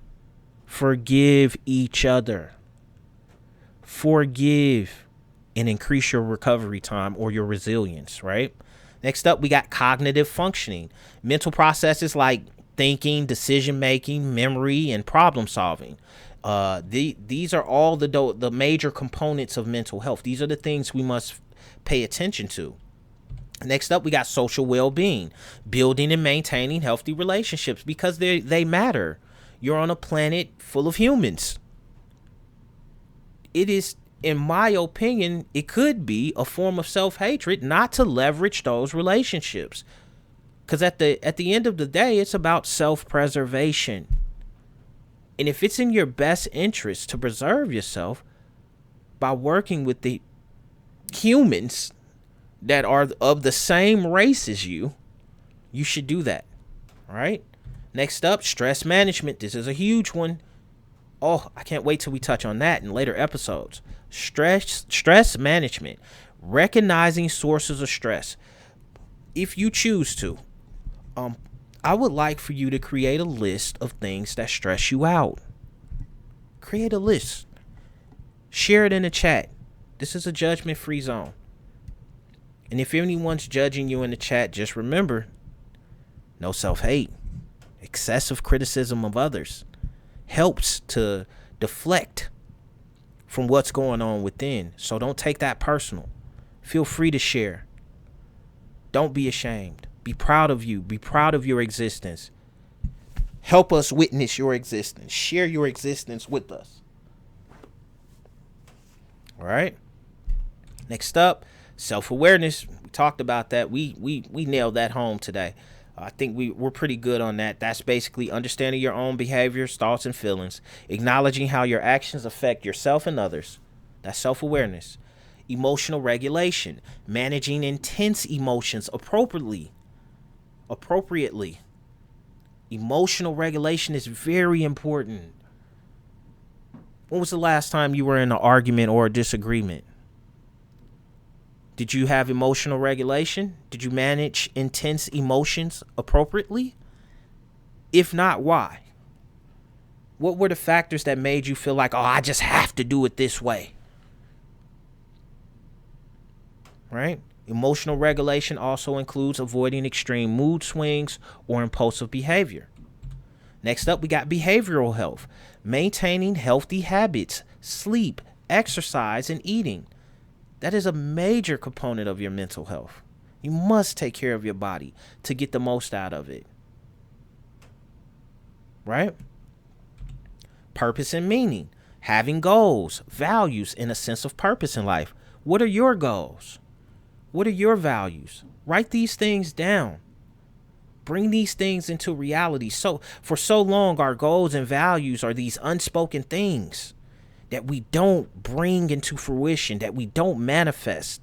By you writing this stuff down on a piece of paper, you've already started the first stage of manifestation of your goals, your ideas, and your dreams. Write this stuff down. What is your purpose and meaning? Purpose and meaning also covers feeling that your life has direction and value. In order to have direction and value, you got to have a plan. You should be constantly planning. Right? Next up is spiritual well-being. This varies by person, right? This is optional. This varies. Not everyone has a sense of spiritual well-being for whatever reasons. And again, we're not here to judge. We're humans, and we respect that a human wants to feel the way that a human wants to, or wants to enjoy reality the way that they choose to do it, right? But for those that this does apply to, spiritual well-being, experiencing inner peace and connectedness. This may include religious beliefs or personal philosophies. All right. Your psychological flexibility, adapting to changing circumstances. How flexible are you psychologically? When you have plans and stuff doesn't go, things don't go the way that you want them to go. How do you deal with that? What's your flexibility? Do you lose it? Is that your trigger? Right? So all of these things, go into balancing life demands with emotional needs, right? We have to make sure we have the balance of the physical and the balance of the internal. That's balance, right? A lot of people got their stuff together physically, but internally, what are they? What do they have going on? And you can see it. But that lets us know that there is a group of people out here. And if you don't want to be a part of that group, you have to be able to balance the internal with the external. You have to be able to educate the external and the internal. What is your emotional technology level? Right? So let's talk about emotions. What are these emotions? Why do we need to balance them? What's going on? Why do humans need emotions? What are emotions? So emotions are complex psychological and physiological responses to internal and external experiences. They are your mind and body's way of reacting to events, thoughts, or interactions. Emotions influence how you think, behave, and interact with others. Now, I want you to think about that. Now, a lot of people have never looked up the definition of emotions. So they've been talking about emotions and having them for all of this time, but they weren't aware of how these emotions immerse you in the living experience, immerse you in your environment. Feelings matter. You need feelings to feel the world. What is a life without feelings? What is reality without feelings? So what are some examples of emotions? Now, some of you all may know this, but again, we're presenting this information so that to the best of our ability, if a 10-year-old wanted to watch this or learn something about it, they would be able to understand some of the ideas and concepts. All right. So some examples of emotions include basic human emotions include happiness, sadness, anger, fear, disgust, surprise. These are good things. Happiness is an emotion. What an emotion. Probably the best emotion, in my opinion. What's your best emotion? What's the best emotion you've ever felt? Complex emotion, often a mix of basic ones, include guilt, shame, pride, embarrassment, love, jealousy. You need emotions to fully experience being a human being. Could you imagine? I can't even imagine it. Being alive and can't feel anything or don't want to feel anything. What is that? So, emotions are very important in our life. So, what are the benefits of emotions? So there are benefits. Survival instincts. Emotions like fear trigger the fight or flight response, helping humans avoid danger. Anger can protect boundaries and ensure survival in hostile situations. Decision making. Emotions can guide choices when logic alone isn't enough. Like I went with my gut on that one, right? Even simple decisions, for example, what feels right, are influenced by emotional responses. Social bonding and communication. Emotions help humans connect and build trust. Facial expressions, tone, and body language communicate feelings even without words. Right? Empathy allows people to understand and support each other. Motivation and goal setting. Emotions like hope, pride, or excitement drive people to pursue goals. Right? Discomfort, for example, dissatisfaction pushes people to change or improve their situation. So emotions are good. Right? It only gets bad when you don't know how to manage them. If you don't know the purpose, the benefits of having them, if you're not exercising the benefits or the pros more than you are the constrictions of it, right? Next up, memory and learning. Strong emotions make experiences more memorable. It's a reason you remember all of the negative stuff that happened to you, or majority of it, because there was a strong emotion there that bookmarked that in your brain, in your timeline, in your memory, so that you'll always pay attention to it for it. It could be educational purposes, right? Or you could continually renew that subscription to misery, right? Emotional memories help people avoid past mistakes and repeat positive experiences. Next up, we got self-awareness and personal growth. Emotions help individuals understand their values, needs, and desires. Recognizing and managing emotions is key to emotional intelligence and mental health. Right? That was a great segue. It's imperative to emotional intelligence and mental health.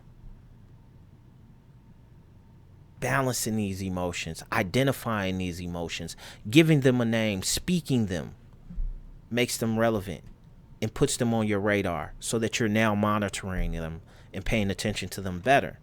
So let's look into what are some of the downsides of emotions. So, impulsive behavior. Strong emotions like anger, fear, or excitement can cause people to act without thinking, leading to regret, conflict, or danger. Right? We talk about it's balance, right? There's benefits and there's downsides. For example, yelling at someone during an argument or making a risky decision out of excitement is impulsive behavior. This person has offended you, and the feeling that you feel is uncomfortable, that you have to say something to vent that feeling, and sometimes when you say something, it's normally to retaliate or to hurt someone. The intent is off. When you have impulsive behavior, you must control your impulsive thoughts to the best of your ability. Right? Next up, we got emotional overload. One of the downsides to, having emotions is emotional overload. When emotions are too intense or prolonged, they can cause mental exhaustion, anxiety, or depression. You must process your emotions. You must find solutions. An example of emotional overload is chronic sadness or grief, making it hard to focus, eat, or sleep.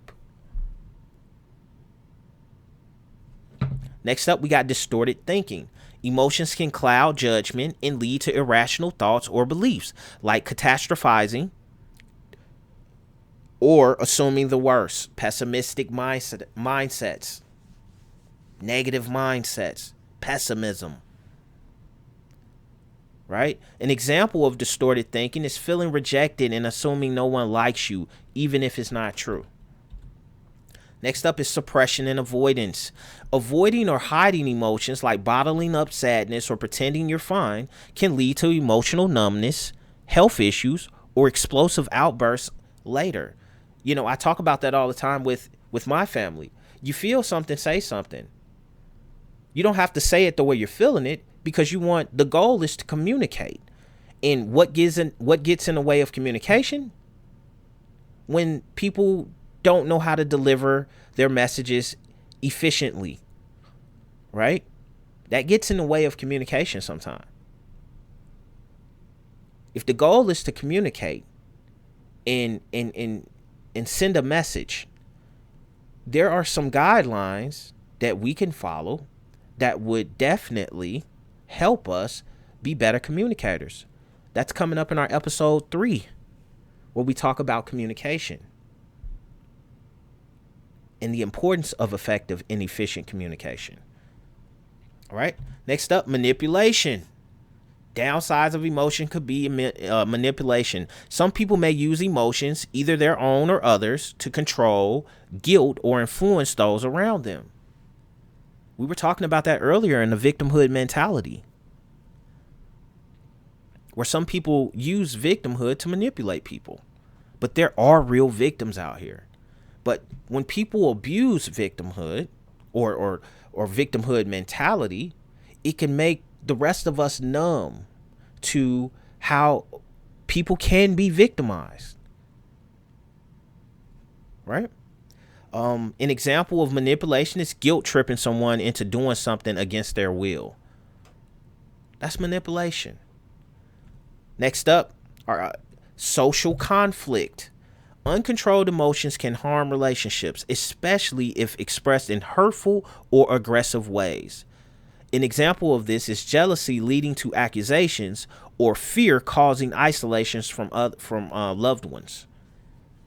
Social conflict. Uncontrolled emotions can harm relationships. You all know. Think about it.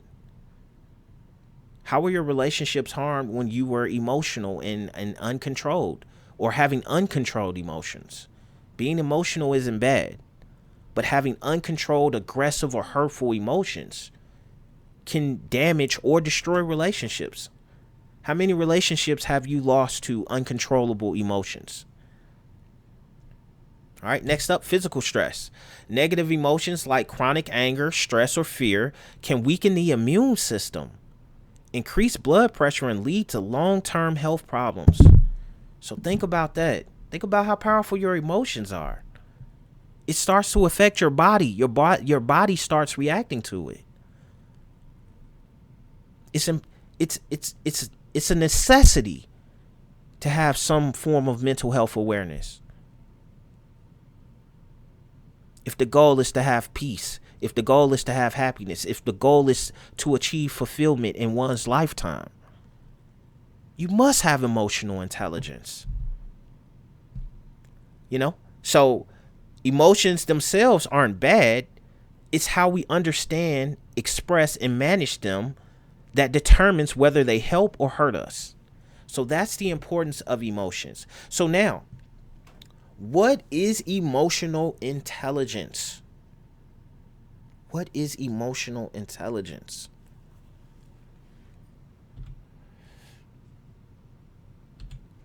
The definition of emotional intelligence is the ability to recognize, understand, manage, and influence your own emotions and the emotions of others. It plays a crucial role in communication, leadership, relationships, and decision making. Does emotional intelligence contribute to overall happiness? Yes. EIQ can contribute to happiness by having stronger relationships, greater self-awareness, improved stress management, better emotional regulation, increased resilience, and more. So what are some examples of emotional intelligence, or EIQ for short? Self-awareness. We've already started the journey, everyone. If you made it this far in this episode, you've already started the journey. Self-regulation, empathy, social skills, motivation. Emotional intelligence means understanding your own emotions, managing them well, recognizing emotions in others, and responding with care and skill. That's emotional intelligence. Just because you can do something doesn't mean you should. Just because you can say something to someone that may be hurtful doesn't mean you should. When you decide not to, when you understand the reasons why you shouldn't, that's when your emotional intelligence has increased. Now, I talk about this all of the time where I say emotional intelligence. So a lot of people have intelligence in education, whether that's on the outside world, such as science, math, reading. You were taught that in school. But when it comes to emotional intelligence, what's your IQ? I know some 70-year-old people that if they were to take the emotional IQ test on NOSELFHATE.com, they would probably score in the range of a 5-year-old or a 10-year-old, because they've never had these conversations. They never understood why. They never looked themselves in the mirror to see, hey, who am I and what am I doing and how am I reacting to the world around me? And why does it matter? So they go a lifetime doing what they think feels good to them and only them, because they don't have the emotional intelligence to understand how their actions affect us and the people around them. You could be 70 years old or 50 years old with 2 doctorate degrees. You've graduated from Harvard. You've done all these things and have an emotional intelligence of a 12-year-old. Now, we're not saying everyone is that way. Some people have great emotional intelligence. Some people learned this information years ago. Some people were taught this when they were children, and it was broken down to them where they understood it. But for some of us, this is new information. So now we talk about emotional intelligence. I'm bringing you home here. We're getting ready to close out here. But before we do, we talk about emotional intelligence and the importance of emotional intelligence. We got to also talk about self-love. Self-love is very important in mental health awareness.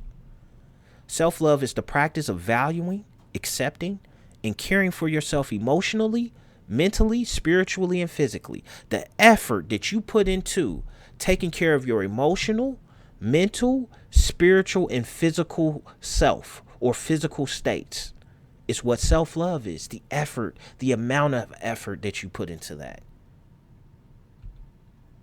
Treating yourself with kindness and compassion. We talk about that. Forgive yourself when you make mistakes. You're human. You didn't come here knowing all knowledge.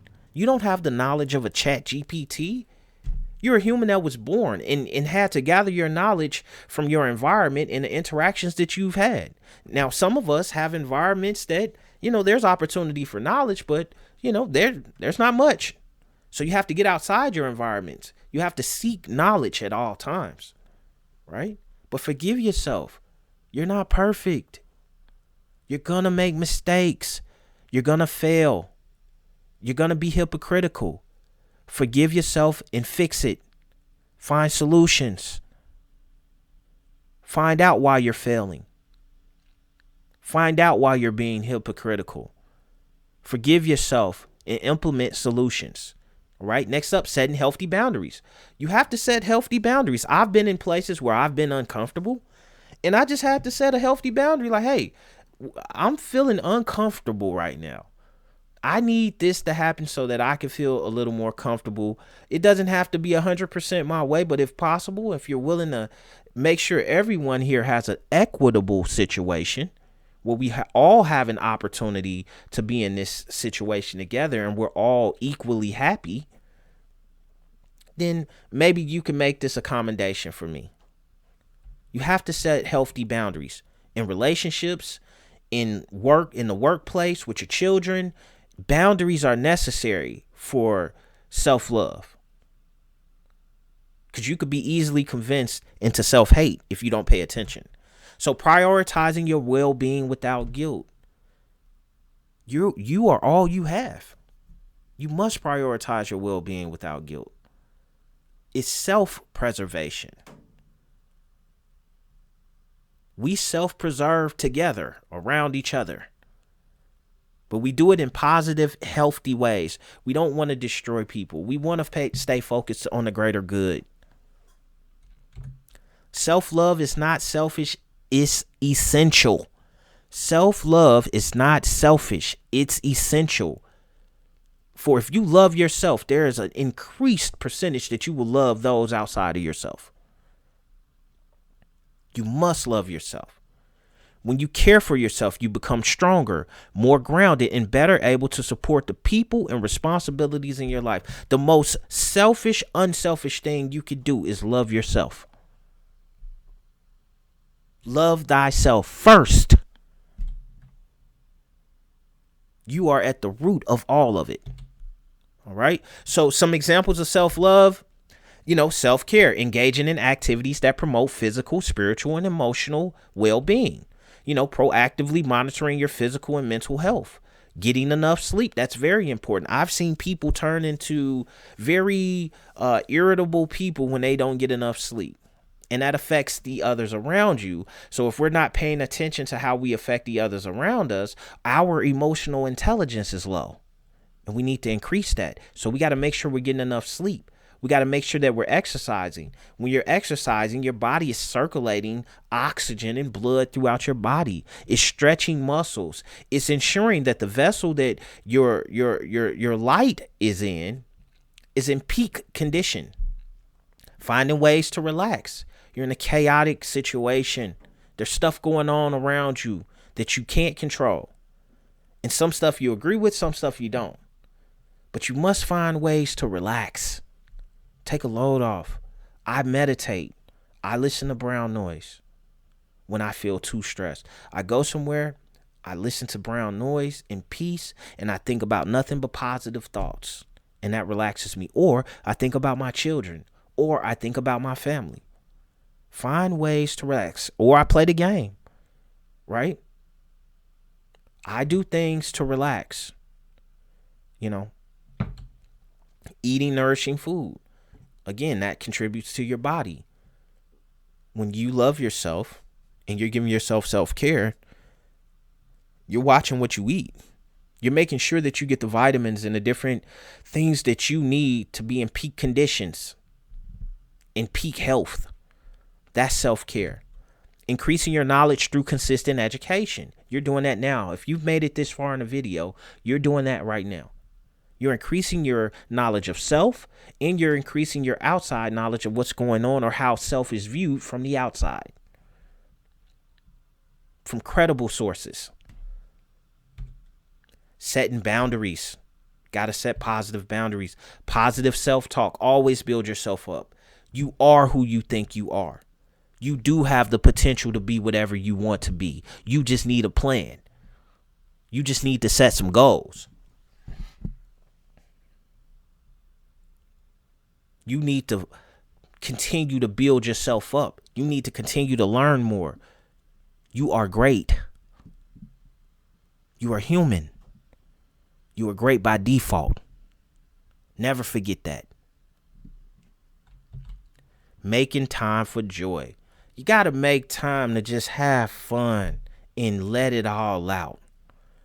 Got to make time to have fun and let it all out. If you don't do that, you're going to find yourself bottled up. Okay? So, why is self-love important? Builds self-worth, protects mental health, improves boundaries, enhances relationships, reduces self-sabotage and shame, promotes resilience and growth. It's the root of sustainable self-care. In order to have the desire or to give the effort necessary for self-care, you must feel that you are deserving of that self-care. Right? You must feel you are deserving of it.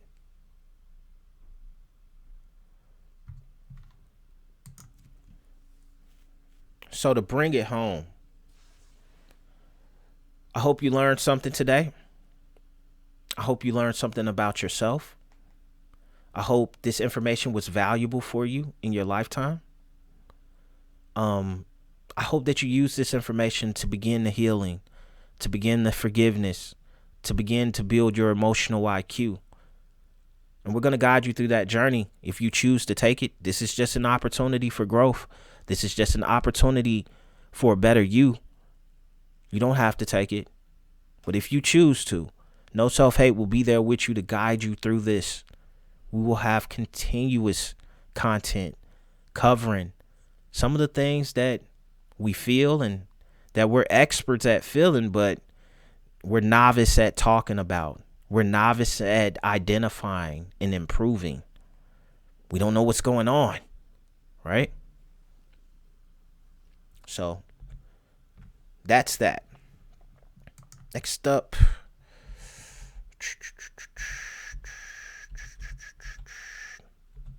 All right, so that's today's episode. But before we get out of here, we have gathered a list of self-love affirmations to add to your emotional toolbox or to your emotional technology. Affirmations are very important. You must speak these things into reality. You must manifest these things through your mouth. You must speak them. Every day I speak these things to myself. I am worthy of love, peace, and joy. Say it with me. I am worthy of love, peace, and joy. My needs and feelings are valid. I am allowed to take up space and be seen. I give myself permission to grow and heal. I will live in the present and sever all negative ties to the past. I will focus on my goals and work towards accomplishing them today. I'm not putting it off until tomorrow anymore. I'm doing it today. Today it starts. Every day matters. The clock is ticking. I have a start date and an end date that I don't know. So I can't waste any more time. I'm going to focus on my goals. I'm going to focus on what I want to leave behind for humanity. I'm going to focus on my contributions to humanity, even if that contribution is me presenting the best version of myself. I forgive those who have harmed me. Take the power back. I forgive those who have harmed me. Take it back. You think about how they harmed you more than they do. You renew that subscription to that misery more than they do. If you don't learn to forgive, forgiveness is a necessary tool in mental health awareness. I forgive me. Forgive yourself. Whatever happened before today, forgive yourself. Work harder. Find solutions. Proper preparation prevents poor performance. Prepare. Plan. Set yourself up for success. I am imperfect. I am in imperfect. Look at that. I am an imperfect being, but I will strive for excellence every day. I'm going to fix what I can fix. I am going to control what I can control. And then last but not least, I love me. I love that I'm alive to have this experience. I love that I'm alive to experience failures in whatever things that I experience in my lifetime. This has been a blessing for me to even be here, to experience pleasure, to experience happiness. This is a gift. And I love this gift. This gift is full of emotions and feelings that if I didn't have these feelings, this gift wouldn't be quite what it is. And I'm grateful for it, no matter what I'm going through in life. I'm grateful to be here, to feel anything. All right. So I hope you learned something about yourself today. I hope you feel more optimistic about whatever it is that you're going through, and that you are empowered to begin to implement solutions. But it starts with you. Forgive yourself. And remember, if you're watching this, it's not too late to begin the healing. Season 1, episode 2, What is Trauma, is coming soon. Be sure to like, subscribe, share, comment. Give me all of your feedback. All of it. If you're into perfectionism and you thought maybe I could have did better and presented this information a little more perfect for you, I don't care what it is. Your opinion matters. You matter. And if you give me your opinion on me or whatever we're building together, it creates the opportunity for me to improve it. So please provide all of your feedback, your feelings, what was this experience like for you? And share it with a family member. This isn't about clicks. This is about you. This was developed for you. We're not a nonprofit. This is a commercial business that is being funded by me for you, for us, ultimately for all of us. But if you fix you, you fix us. But each one of us must fix ourselves or find ways to fix ourselves. If you can't do it by yourself, reach out to a family member. If you can't reach out to a family member, reach out to a friend. If you can't reach out to a friend, talk to a therapist. You can't talk to a therapist, start putting in the work yourself. But don't give up. There are options. There are solutions to enhance your reality, to enhance your happiness. There's opportunities to enhance your fulfillment, your inner peace. Seize those opportunities. And thank you for your time, your energy, and your observations. Peace and be good.